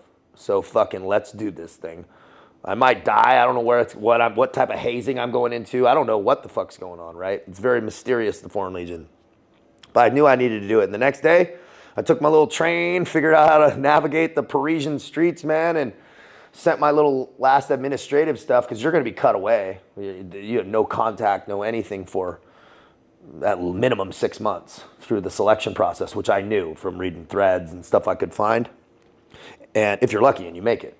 So I cut up my credit cards, man, because I heard they're oh, look, I cut up my credit cards. I burned the fucking boats. I don't know how I would have got back if I didn't get picked up. That's serious. I had no money. I would have been washing dishes to stow away on a boat or some shit, dude. Seriously, I had no way to get back or way to receive money. I don't know what the fuck I would have done. And I was sitting there on October 13th, bro. It was the Hunter's full moon and the fucking big ass red moon. It was raining again. And I'm sitting on this park bench in front of the, down the street, not where they could a line of sight see me. Sitting on this park bench going, all right, bro. Just organizing my papers. I had my DD-214, a copy of my birth certificate, which you don't need, but I was bringing, and my passport, in my hand. And I walked up there, dude, and it was 7 o'clock at night, 8 o'clock at night, knocked on that fucking door, dude. It's just boom, boom, boom, straight up. Old Testament shit, bro. But epic. I love that epic story, that picking up your pen and writing your story. It was just fuck yeah, dude. I'm not stoked on my situation right now, but if I'm gonna be doing anything, this is what I want to be doing. It's some gangster shit. Yeah, at least write the story good. And to give myself self-worth back, I had lost it all. I was at that point where I had thought I knew I was and what I had, but I had still wasn't, and then losing it, and then realizing the one identity you had was stripped from you in a way. And then building up another one, quasi one, and then, so I'm I don't know who the fuck I am, because I was just about ready to kill myself a couple weeks ago. So he opened the door and he said, come over here, give me your passport. I go in.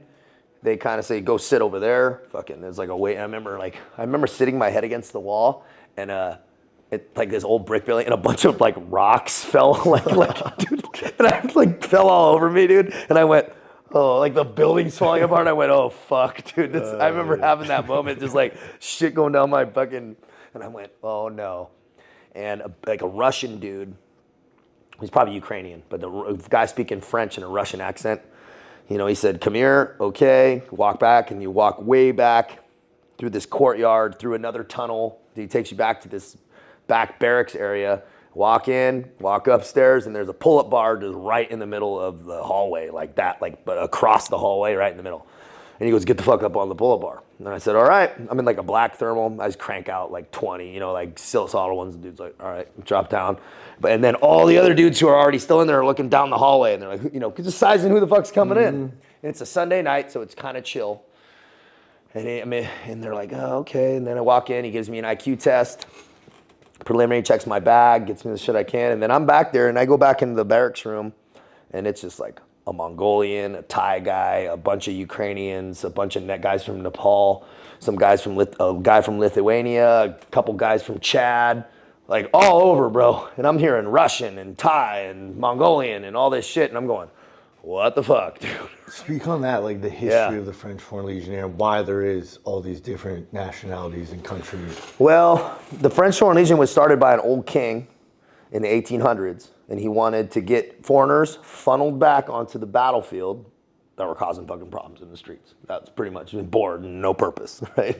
So he's like, okay.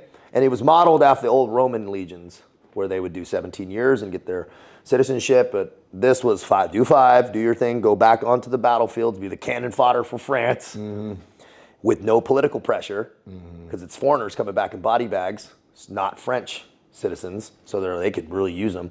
And the French Foreign Legion has fought in every war since Algeria to Afghanistan, right? Every war, French Foreign Legion's been in there, and it's fluctuated in numbers, right? They've been in Indonesia, they've been in Africa, strong in Africa. As for 26 countries in Africa speak French. Yeah. So France is strong down there.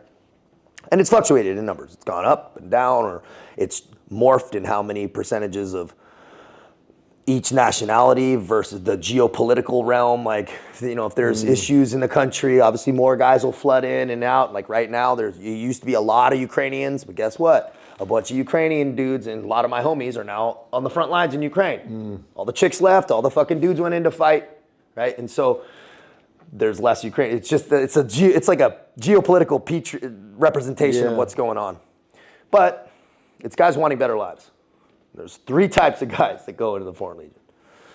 The romantic, a guy who lost his love and he's going to experience combat, and those guys get fucking crushed. They get squashed. The romance dies quick. Yeah, the romance guy gets squashed because it's just not reality. Yeah. You get the machines of war, machine de guerre, the fucking guys coming out of some dark hole in Russia, wherever. For 3 months I ate mice. Dudes that are built, ready to get after it. Those dudes do pretty well. Right? A lot of them are physically strong, but guess what? A lot of countries don't do operational missions outside of their country. Most don't. So if you think about it, you got guys in Czechoslovakia or places that are fucking got strong genetic pool. Dudes that are savages, but they're not opping. Yeah. Their militaries, they're not making shit money, right? I'm not talking about Czechoslovakia specifically, but in Ukraine, dudes are making $300-400 a month, dude. So they go in the Foreign Legion, they're quadrupling their pay just off of, right? The special forces, I'll give you an example. I had a guy from Belarus who was a special operations captain, officer, maxed out, needed a parachute and all that shit, $900 a month. That dude's making. So he's like, can go into the Foreign Legion, right? You're doing a lot better, just even financially. So you got the guys that are trying to find combat, and the guys are doing it just for the financial reason and the passport, right? The practical guy. And I was kind of the mix of the last two, right? Yeah. Practicality wise, and kind of was like, all right, let's get after it. So that's the mix of guys. Now, the selection process is, there's only 1 out of 15 guys make it that come knock on the door. They don't need everybody. I mean, they'll kick you out if your fucking head shaped weird. Dead serious. If your teeth are fucked up, if your legs are weird shape, if your feet aren't right, if you're not the right height, you're too short, too tall, fucking, they'll kick you right out. If you're too dumb, if you can't see the color magenta, they're very strict about all that stuff. And then obviously the background. All right. It used to be it had the reputation of being a place where murderers and rapists would go fine. And maybe that was true at some point, but they're pretty strict now with Interpol background checks. They don't want international arms trafficking issues or drug trafficking. They do not take any sex crimes. And they're going to look into your paperwork, and I'll get into that. What they actually do for those background checks and the interviews are intense as shit. So I go through all that. They're like, what the fuck's a SEAL doing here? Yeah. Why are you here? That was actually, it's who the fuck are you? Are you who you say you are? Right. And why the fuck are you here? Because they need those two. The known evil is better than the unknown evil, right? And a lot of countries don't have their paperwork very good. The United States, they could fucking find us. We're all fingerprinted. But there's some countries that shit's just not as organized. So they really got to dig in. And if you have holes in your game, or you can't really answer they're like, weird, we don't like it. So they're interviewing you, and you're going down psychological evaluations, IQ tests, pattern tests, as well as obviously the physical tests that you go through. Pre-selection, then you get pre-selected. Then they send you on a bus down to South France, down to Aubin at the headquarter regiment, which is selection. And that's actually all those same test batteries, again, ramped up. And this is actually where I kind of get pulled aside from some Legion leadership guys. And they're like, why the fuck are you here? Like, for real. We don't want problems with the United States government, or you have war crimes. Like, why the fuck are you really here? Why would you leave? And I was like, bro, I actually was in a good spot because I could lean into the fucking truth. I was like, bro, I ruined my fucking life and I need a second chance. I got kicked out. Boom. Like, I had the paperwork and I wasn't lying about it. And they're like, okay. And I didn't tell them every time I got I had enough, but I had enough juice to show them that they weren't going to, they tried to fuck around, but they knew. So I get selected. I go through this Gestapo interview, which normally is like a 4-hour interview. Mine was 4 days, like 8 hours a day. They brought in multiple people to really and they dug up shit on the internet. I had no fucking idea. Pictures and shit, I had no idea that I even existed. They're like, you said you never smoked weed, but you were a CEO of a cannabis company? And I was like, and I'm like, pictures of me with like all this weed? Dead serious, bro. Like in a greenhouse. Dude, no, you're not lying, bro. Dude, I had there's pictures of me holding bags of weed, and I was just selling, not using. That's what I told him. They go, well, it checks out, right? And so there was some funny moments, but then they pulled me aside. They're like, look, you're starting back at the bottom, dude. Like, you were doing halos, now you're gonna be like fucking scrubbing toilets with a toothbrush. Dead serious. For years, not a little time. That's how it is in the Foreign Legion. And I was like, bro, I don't have a fucking choice. Dude, I have no credit cards. I need to be here, like, for real. And I just knew, like, in my heart and soul, I needed to be there. But I knew it was gonna suck. And I knew but I didn't know how much yet. Thank God, ignorance. I always say, man, thank God we can't see the future, because if we could, we'd be fucking terrified. We wouldn't leave the house, bro. We'd be curled up in the fetal position. Yeah. And I'm so, like, in my ignorance, but I wasn't ignorant. What was good was which is actually why it made it hard, is I wasn't ignorant to how difficult this process was gonna be. I knew military boot camps. I know what it's gonna be like and So that was actually made it very difficult. But I get selected, man. And I get sent to boot camp at Castel Notary. It's near the Spanish border in the French Pyrenees, is where they do all instruction. 4e Ray, 4th Regiment Étranger, the 4th Foreign Regiment. And that's where they do all instruction, including boot camp.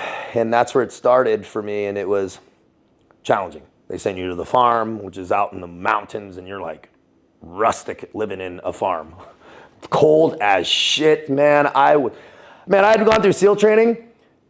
This might have been the coldest I'd ever been in my life, that I could not escape for like a month. Just fucking cold, bro. Poor kids from Africa, bro. They were hurting, man. They were like kids from Tahiti and shit. They're fucking because they don't give you enough clothes, bro. And so you're really operating in bare bones stuff. And I was just so fucking miserable in this. And one of the instructors took a picture of me.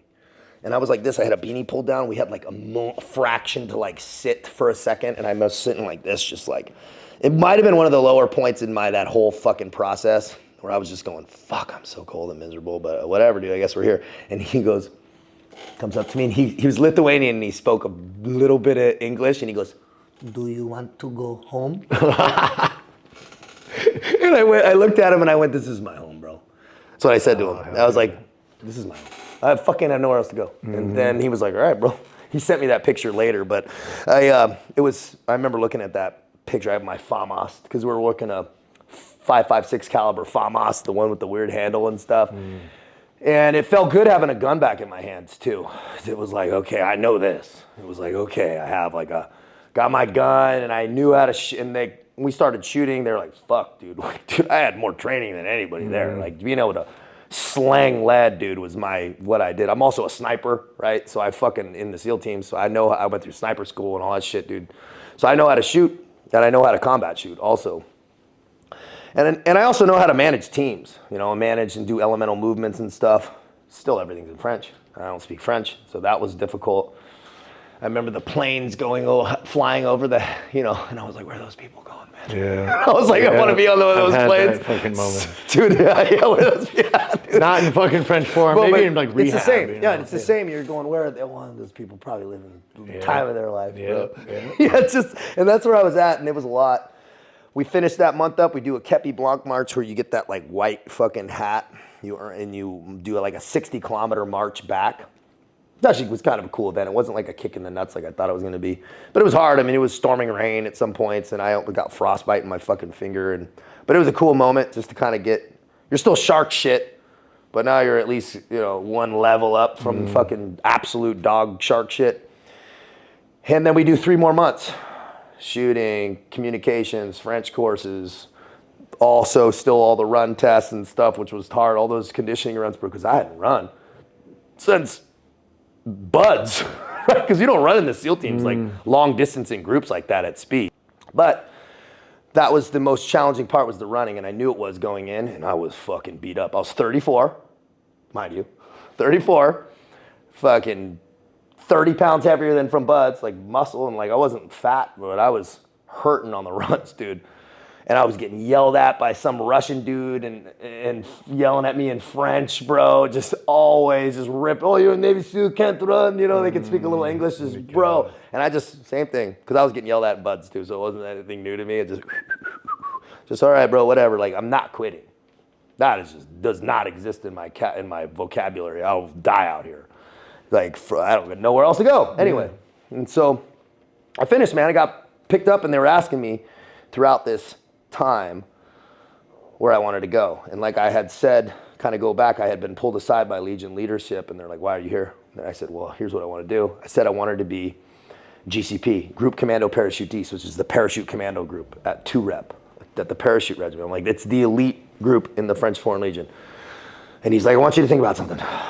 He's a Romanian guy, spoke like 5 languages, pretty good English. And he said, I want you to think about GCM, Group Commando Montagne, Mountain Commando Group. It's at this regiment, they're deployed a little more. You also can get there faster. It's still gonna take 2 years, but don't want you to the regiment's better, just in terms of strength. He goes, if you go to 2 Rep, you're gonna fucking hate your life. It is brutal, dude, it's hard. 2 Rep, anybody knows, is very difficult lifestyle-wise. I mean, you are getting hazed for years. Not a little, and you're on island of Corsica. So anytime you're trying to leave, you're taking a fucking plane or an 8-hour boat ride each way for the weekend. Those dudes are fucking locked on out there. Plus you have it's a tough environment, but very respectable, very hard. But also they're like, dude, your runs are shit now. Like your run times aren't good enough, and you're too big, and it's static line parachute. You get fucked up, right? They're like, it wasn't even an option for me really. They're like, so what do you know? So I selected that regiment that he suggested. I kind of took it as a sign, and I'm glad I did, because it was hard though, because I ain't built for the mountains, bro. Those are billy goats, dude. Those guys are lean and mean, and dude, it was just a tough place. But dude, we're training in the French Alps. We're doing straight mountaineering with weapons, and I'm talking strapping skis and crampons and climbing and sleeping in fucking igloos and all that shit, dude. But I can ski. I grew up skiing, so I can fucking ski, which is cool. But it was hard, the actual marching, and dudes die out there, bro. When I was there, a few dudes died, and even the year before, 6 dudes died in an avalanche. It's serious training. You are in the Alps, bro. Winter and summer. They do like 2-month blocks. And more than anything, when I showed up there at the Foreign Legion 2nd Regiment, Mountain Regiment, which is attached to the 27th Mountain Infantry Brigade of France, man, that environment's tough. It's like prison with a gun.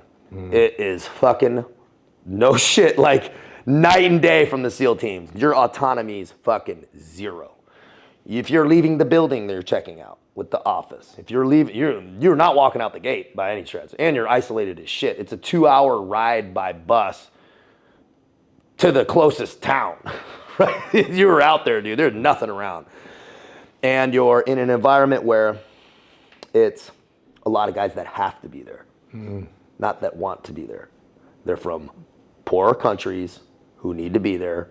Job satisfaction's not high. Yeah. And they push that fucking culture down. And so it's tense all the time. You're sleeping in the building. You got a company of like 80 guys.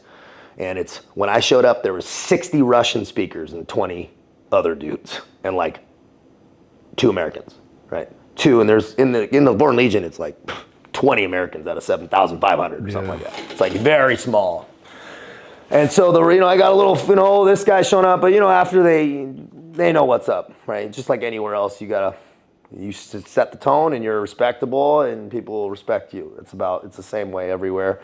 And it was no different there. But it was tough because there's a bar in the fucking place and I was trying to not be like, I was tired, man. Yeah. I was just so tired. I didn't want to drink beer with a bunch of dudes. I was so beyond that, bro.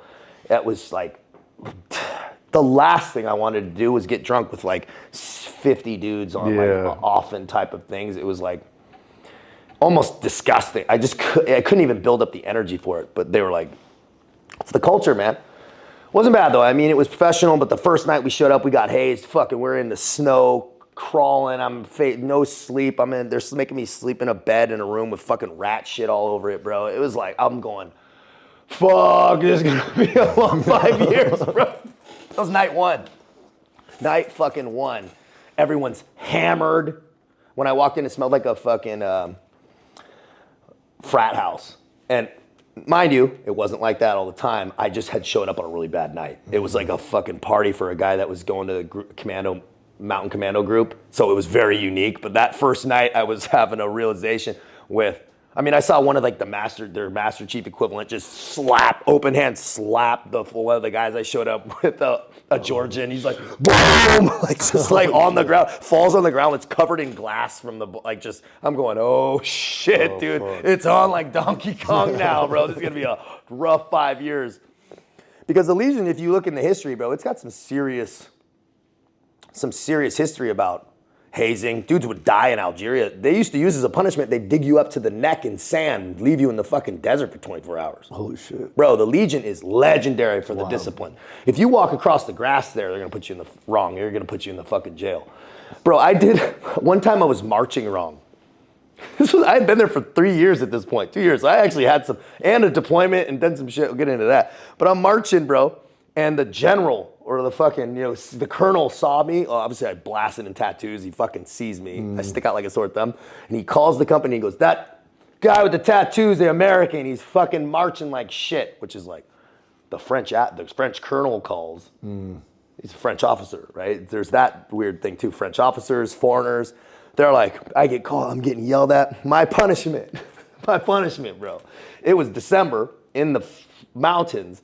I had to go outside, and it was raining and sleet and snow, and go stack a pyramid up in rocks that was as tall as me. So if people don't know, to have a 6-foot pyramid, which I'm solid 6 feet, mind you, I'm not rounding up, you have to have a 6-foot base. So, dude, and there was no rocks. It wasn't like there was rocks anywhere. So I had to put them in a backpack and find like 2-3 rocks, walk 15 minutes one way, put 3 rocks in a bag, walk 15 minutes back. Dude, I was like, this is gonna take. It took me 3 fucking days. Holy shit. 18 hours a day. Holy shit. From the moment I woke up in the suite, stacked that fucking pyramid up. And it's still there. It was still there by the fucking day I left. Holy shit. So that was just a small punishment for walking bad, right? Just to give you an example. They have jails at each regiment. Dudes will come up and piss hot for cocaine. It's not like these are not Boy Scouts. Right. These are not Boy Scouts, bro. These are all guys dude, you show up, the Foreign Legion, there's dudes showing up with fucking faces blasted and tattoos. Yeah. Coming from all over the world, like, looking like they just crawled out of the gulag. And it's fine. It's a very unique place, because you'll be in a full uniform, like, dude, I have covered up to the neck and hands, bro. I was full uniform, dude. They're like, It's like, whatever, dude. Dude's a horn head blast tattoo. It's a very interesting place, which I love about that. That was the cool side of it. And Dudes will show up, piss hot, and they're like, hey, you don't fucking do that again. But they'll punish the shit out of you. You're not getting kicked out. They're like, we're not letting you go that fucking easy, right? Or else dudes would just show up and piss hot on purpose.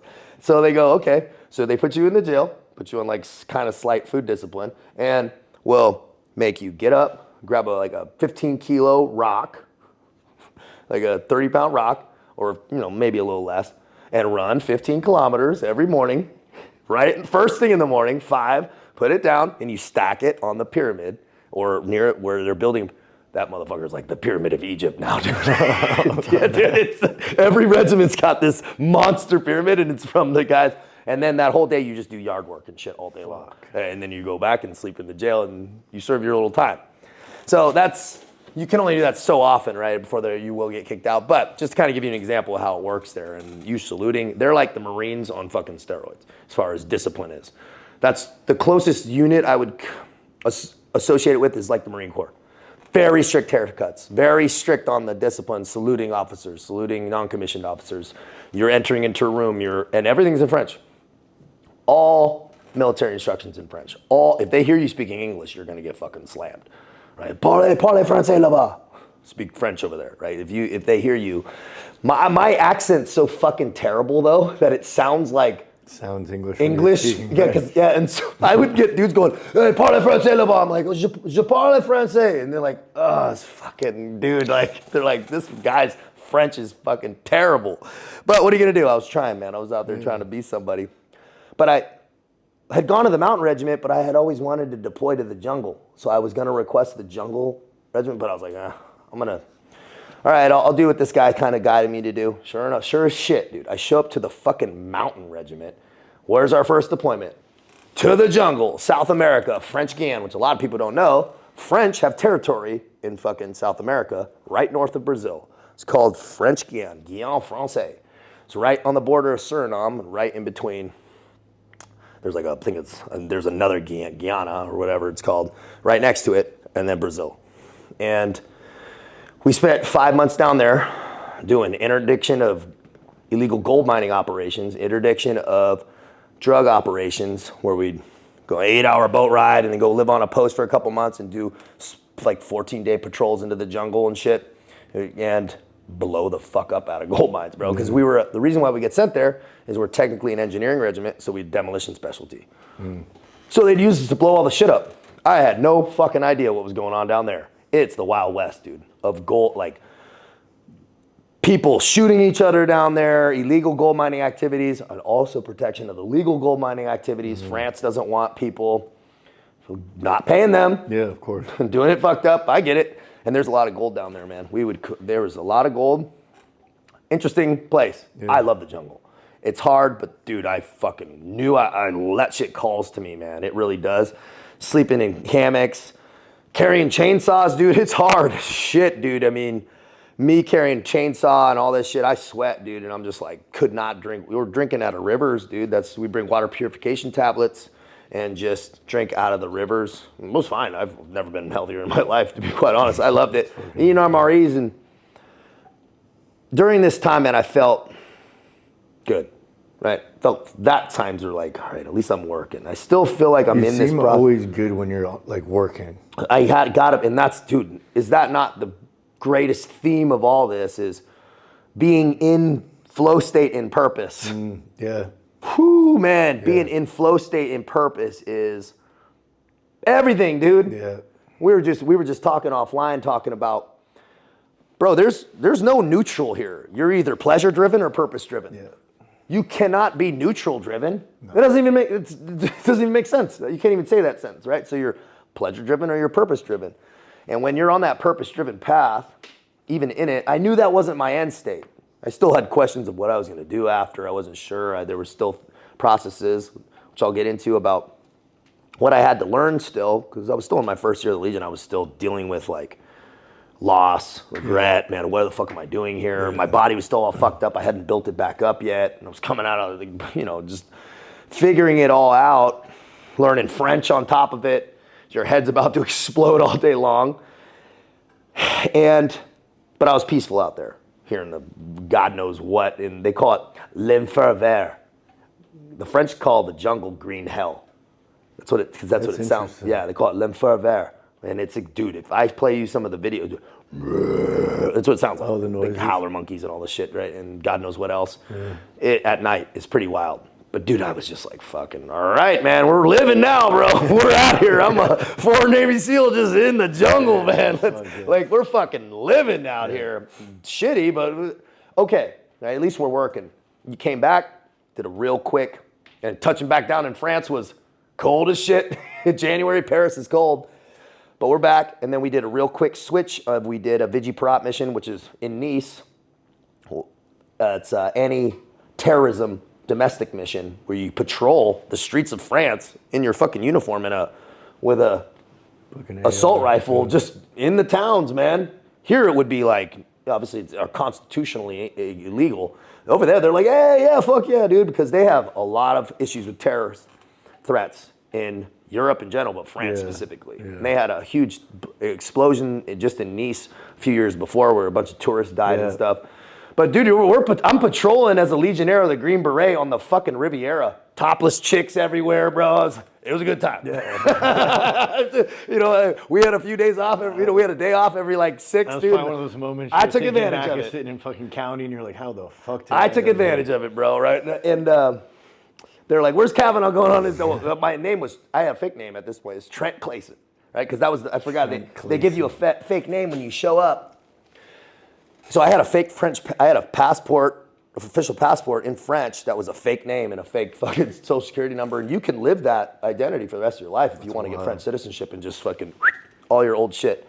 I didn't want that. So I routed up your paperwork. You have the option to kind of get your passport back. Because I still hadn't had my passport, dude. I still couldn't leave the fucking country if I wanted to. I would have had to run to the embassy or some shit and claim asylum. So, but got it all back. Actually got it back right when we got back from that. And that was cool. So working, right? Once again, working. Okay. Still some, I mean, dude, they got some interesting shit in the Foreign Legion. They would, on Cameroon, one of their big parties, they'll hire strippers, dude, and like the whole thing. And shit gets interesting. Dudes are just straight butt naked, like fucking in front of like just mayhem, dude. And I'm going, where the fuck am I, man? What is going on? They're like, why is that guy naked? I'm like, I don't know, dude. It's like just straight, just animals, man. Holy shit. Animals. And a lot of dudes are hurting. A lot of dudes are lost. A lot of dudes they don't want their life to be that. And dude, that's when I started to really go, I'm going, what's my next step here? Because I'm not staying here. I was like, I'll finish this. And we ended up going to another deployment. I start getting ranked up. I start putting on rank, putting on some respect. We deploy with NATO on the Russian border in Estonia, working with the English, the Danish. And that was cool too, right? Working again. Still difficult, but working, fine. Estonia, cool. Hot chicks, whatever. You know, that was all cool. Saunas and whatever if we had time off. It wasn't super hot combat or anything like that. Flexing on the border, but cool. I'd never seen a line of 87 tanks before. Nobody has, dude. And that was cool to be a part of. And I had never seen that type of troop movement before. I mean, they're spending every day $3 million in gas doing something like that. Fuck. Right? Movement like that is like $3 million in diesel just on the tanks. Whew, right? Just on an exercise, like flexing on the border. I'm going, okay, you start to see things on a larger scope of war. And just is this Russian-Ukraine border? This is Estonia and Russia. So the furthest east-north of Europe, that we're right there. Got it. The most northeast corner, pretty much, of mainland Europe. And so that was also a cool experience. And I came back. Now I'm kind of deciding what the next step is. So man, it was when I got back from that deployment in Estonia and I was kind of in that barracks room and we're looking at the next step. I'm not going to stay there. Then I realized, man, I'm still not happy. That was a scary moment. I was in the Foreign Legion barracks room and I went, where else am I going to go? So I had went in with the strategy to go down the mercenary road, to go down the private contracting road in Africa. That's why I went there, to learn French also. Because, like as I said, 26 countries in Africa speak French. If you speak French and English, and we're a special force guy and a French Foreign Legionnaire, I'm the only one. Mm-hmm. So I could write my own ticket with that as far as what company I want to work for. There's all the security for gold mining and diamonds and all the shit going on in uranium, all this shit going on in Africa, right? Or Ukraine kicked off, right? Ukraine kicked off, and when that invasion happened, we were right in it, man. I mean, because all my homies are Ukrainian, and they got to pull their moms out. France did a deal with the Ukrainian Legionnaires where they could go get their families and come back, or go fucking fight for 2 months and come back. A lot just deserted, right? Because they're going to go fight. And so because of that, there's also a Belarusian contingent that is fighting Russia, which is interesting. And so I started to get propositioned. I still get emails. Dudes want me to fight for this unit or go there. So I started to be like, man, what am I going to do? Who am I, bro? What's the next badass thing to do to make me feel fucking tough or like for someone to respect me? That's kind of like the thought process. Then I also started to think of, man, I want to live a life. I want like a wife or like a girlfriend and a dog. You know, I want to be able to go to the beach if I want. I just hadn't had that for fucking ever. Yeah. You know what I mean? And so I was like, man, I kind of want to do that, but I want to make money too. Started to shift into that mindset of, man, I want to make money. I want freedom. I want freedom of movement. You don't have autonomy in any military, especially the Foreign Legion, and even in private security and contracting. It's a tough world. We had talked about it a little bit, man, but you're maximum making 30 G's a month. That's a good contract, and it's not consistent. So I'm going, man, you're making $1,000 a day. You're getting shot at, living in shitholes, and that's not even what was concerning with me. I'm like, I don't think that's enough money for what I want to make, right, or how I want to live. And so I had to start looking at some numbers, and that's when I started linked with some of the guys, and they're like, hey, dude, you got a good story, man. But guess what? I wasn't right yet. I was still fucking up sometimes but I just wasn't right mentally. I'm like, I got to lock this on. So I made a decision. I was like, dude, when have I been happiest in my life? Well, when I've been up early as shit. And so I started there. And I got sent to the hospital by chance because I got hurt in the mountains and I tore my medial calf muscle. And it's still they were trying to figure out what I had really torn it in Foreign Legion selection, but I just ran on it. And dude, they were like, dude, what is wrong with your calf? I'm like, I don't know. And so they were doing x-rays on me. They kept me in the hospital for 6 weeks, but it was there. And I'm like, I'm going to open a social media account. I'm actually going to do this. Because I didn't have social media, nothing. I had a fake name when I was in the SEAL teams for a few months. Some SEALs will have fake names. I posted a few pictures and they went fucking viral and I got 10,000 followers and they were using my shit all over and I shut it down. Right? And you'll still see some of my pictures with a fake name on it. Jarek Stonewall, bro. You know? You'll see some of that. Stonewall. Yeah, dude, they were using it for magazines and stuff. I wasn't getting any money. I'm like, man, fuck this. Yeah. Plus, it was causing me trouble in my relationship. I was like, no way. All right, so I just shut it down, and I had no need for it. Because really, social media, it's to be social, yes, but I wanted to do it to make money, man. Yeah. I wanted to do it, but also to get a message out.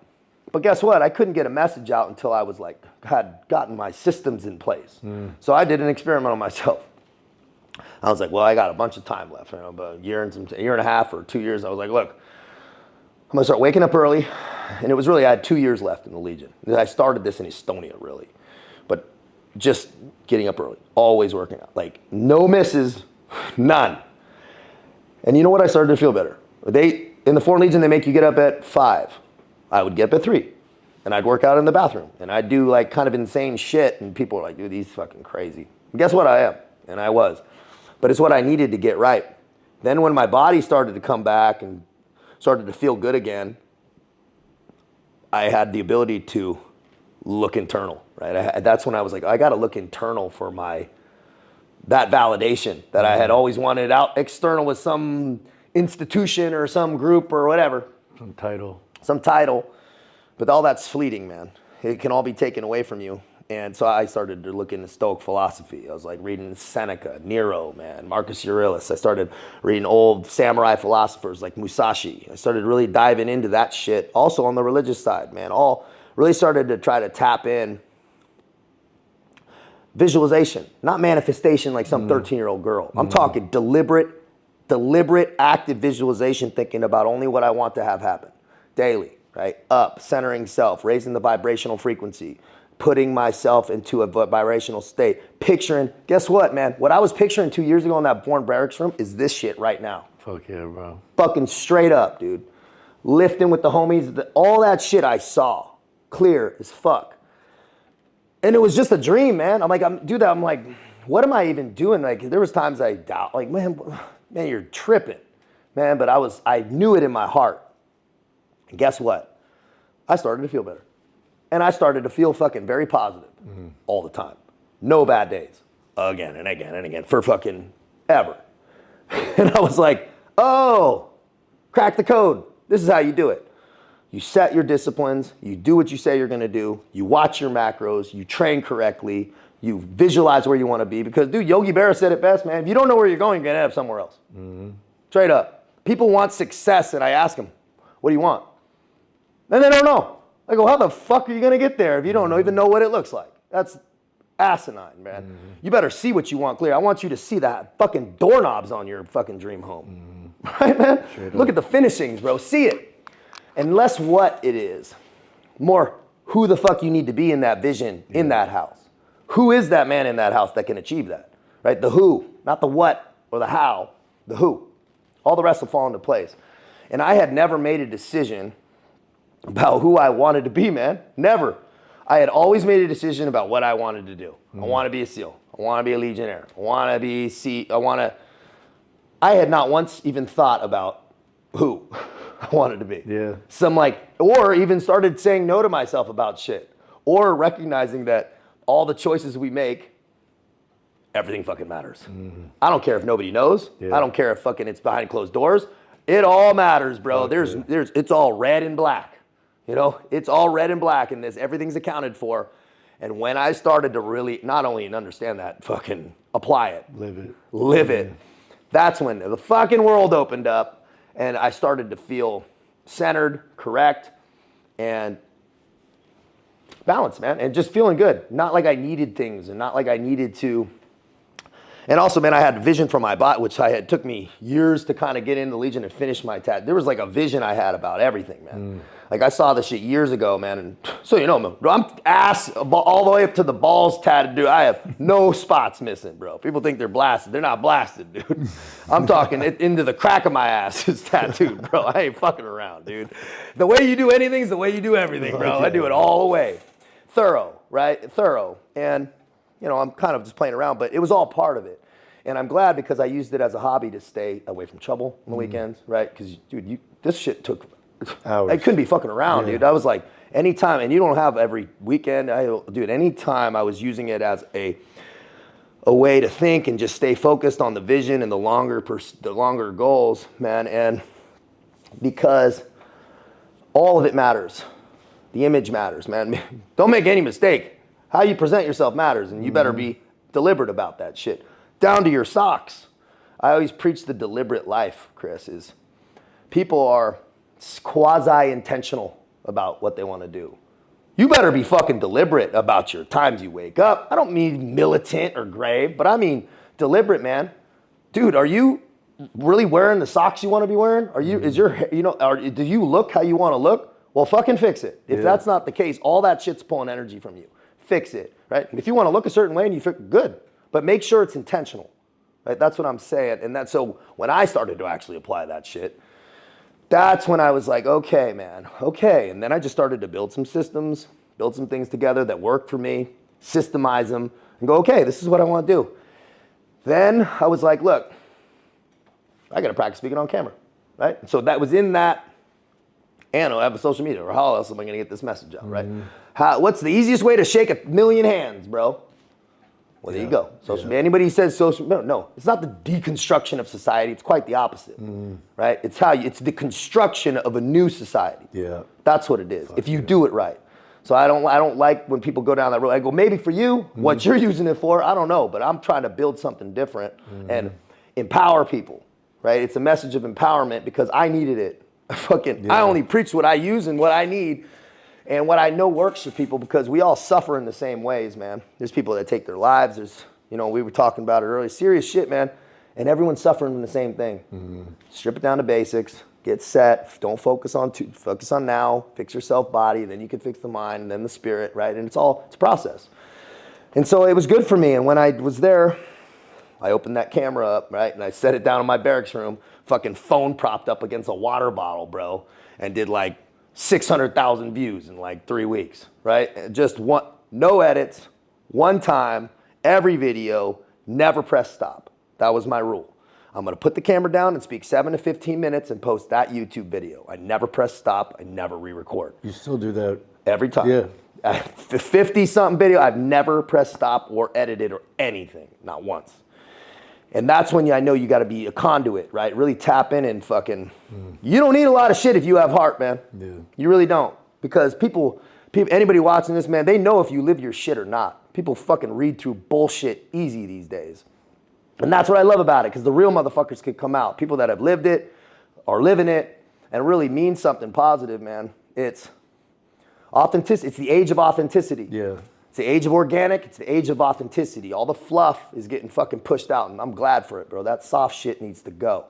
We need to get real, because there's a lot of healing that needs to happen here. There's a lot of fucking healing. We got an opioid epidemic and all this stuff, and all that is, we talked about it before, is that lack of purpose. Right? It's if you don't have a purpose, man, you need to fill it with pleasure. There's no middle ground. There's a void there. Nature doesn't like a void. Nature, what is it? Abhors a void, or however it's said. That's so perfectly put. So it's subtractive is success, but you can't leave voids. So you got to fill them with the good positive stuff. And man, what do you know? It went positive, and it went almost too positive. It went almost too big, because Big Daddy Foreign Legion, when they looked at my videos and I get a call, I was actually going to the hospital. I was off for a few days, thank God, or else I would have been probably still in a French jail, bro. Straight up, man. I was at my SEAL homie, Greg Bowman, what's up, dude? He was like, hey, man, I'm going to be in France. Thank God, dude. Right? I've never seen this guy in years, 4 years since he was at the SEAL team with me. He goes, hey, I'm going to be in France. You want to come to a winery or whatever? And I'm like, I wasn't, not too in it, but whatever. His sister was there. I was like, yeah, I'll come meet up. And, dude, we were just driving in the drop down. I get a call from, hey, enlève tout cette merde. And I was like, take down all the shit, is what he said. And he said, it's the Legion police. It's like their NCIS. Like, and when you come here, you got to come back. You got to come fucking talk to us. And I went, okay. And I went, well, I think everything. And guess what day it was?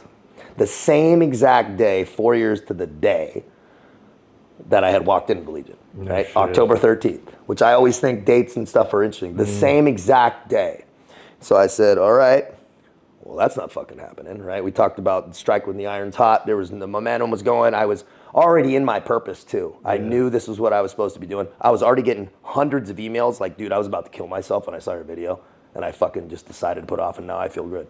Like, just not like one or two, hundreds. Right. Like, and I was like, all right. I was like, man, even if 1% of them are true, it's fucking fine. Yeah. I'm like, well, okay. Well, now I'm going to figure out how to do this. And so I didn't stop. I turned up the heat. I cranked out more. I did more videos, and they were like not happy with me. And so I got a lawyer. I was stood off from the regiment. I couldn't go back there. They had gone in that Monday and ripped my entire room apart, locked everything up. I fucking thank God I had my passport and my laptop with me. Right. I never went back. I had all my shit. They took it all, like everything. So that was that, dude. And so I fought that for months. They said I could get a normal like medical discharge if I claimed PTSD and some shit, and then France would have to pay. I said, I'm not fucking doing that. My whole message is about authenticity, man. What am I going to say? Yes, I got out of the Legion on a medical discharge. That's bullshit. It's fucking horse shit, dude. So I'm not going to go about that in any way. I didn't need French citizenship. I'm definitely not going to go sit in a fucking Foreign Legion jail for my YouTube videos. I tell them, you can go fuck off, for your bro. motivation. Yeah, I'm not even talking about, dude, I respect the Legion. Anybody that needs to get set in his prior military or whatever, and you need to kind of reset, it's going to be hard.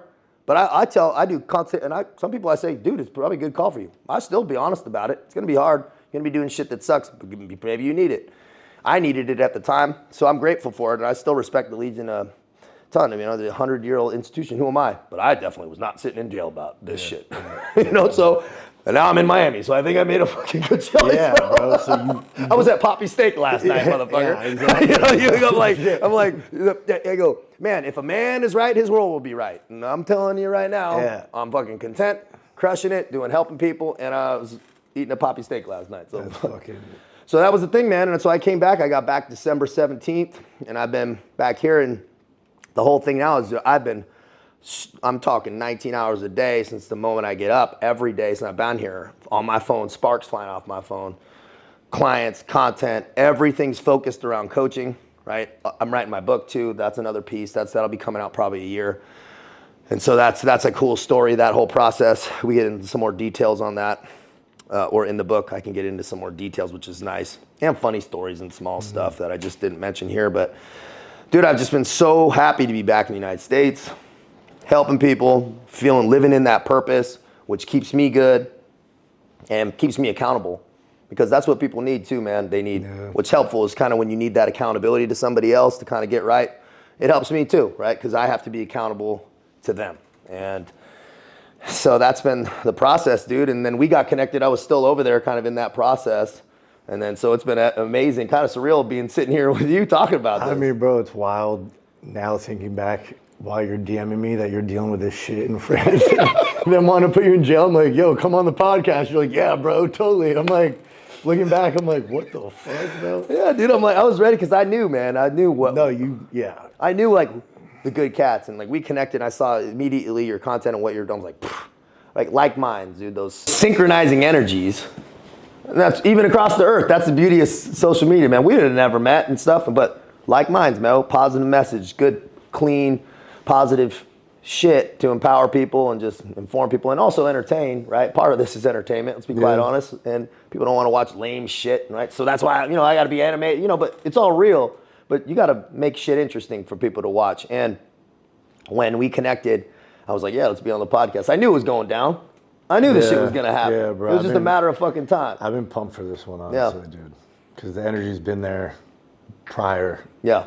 I look at it like a God thing, straight up. 1000%. And like vibration, we're on that same frequency level. And I think, bro, what you said, I think the fake is coming out, being exposed, and the real shit's gonna rise to the top. Authenticity is the frequency. And I've had multiple people that are tapped in, kind of in the spiritual, the universal shit, all saying the same thing, that authenticity is gonna just break through. Absolutely. Yeah, it's time. All right, where does everyone find you?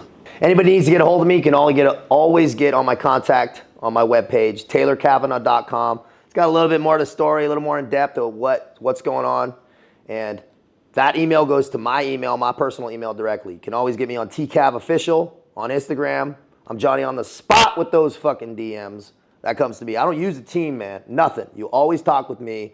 Everything's with me. Every transaction, every single communication you have is going to be with me. And you can always hop on my YouTube, TCav TV, where we dive into those deeper principles, unedited, no stops, every single video. And we also got shorts and gym sessions with different cats, and that's what we're doing, man. Fuck yeah.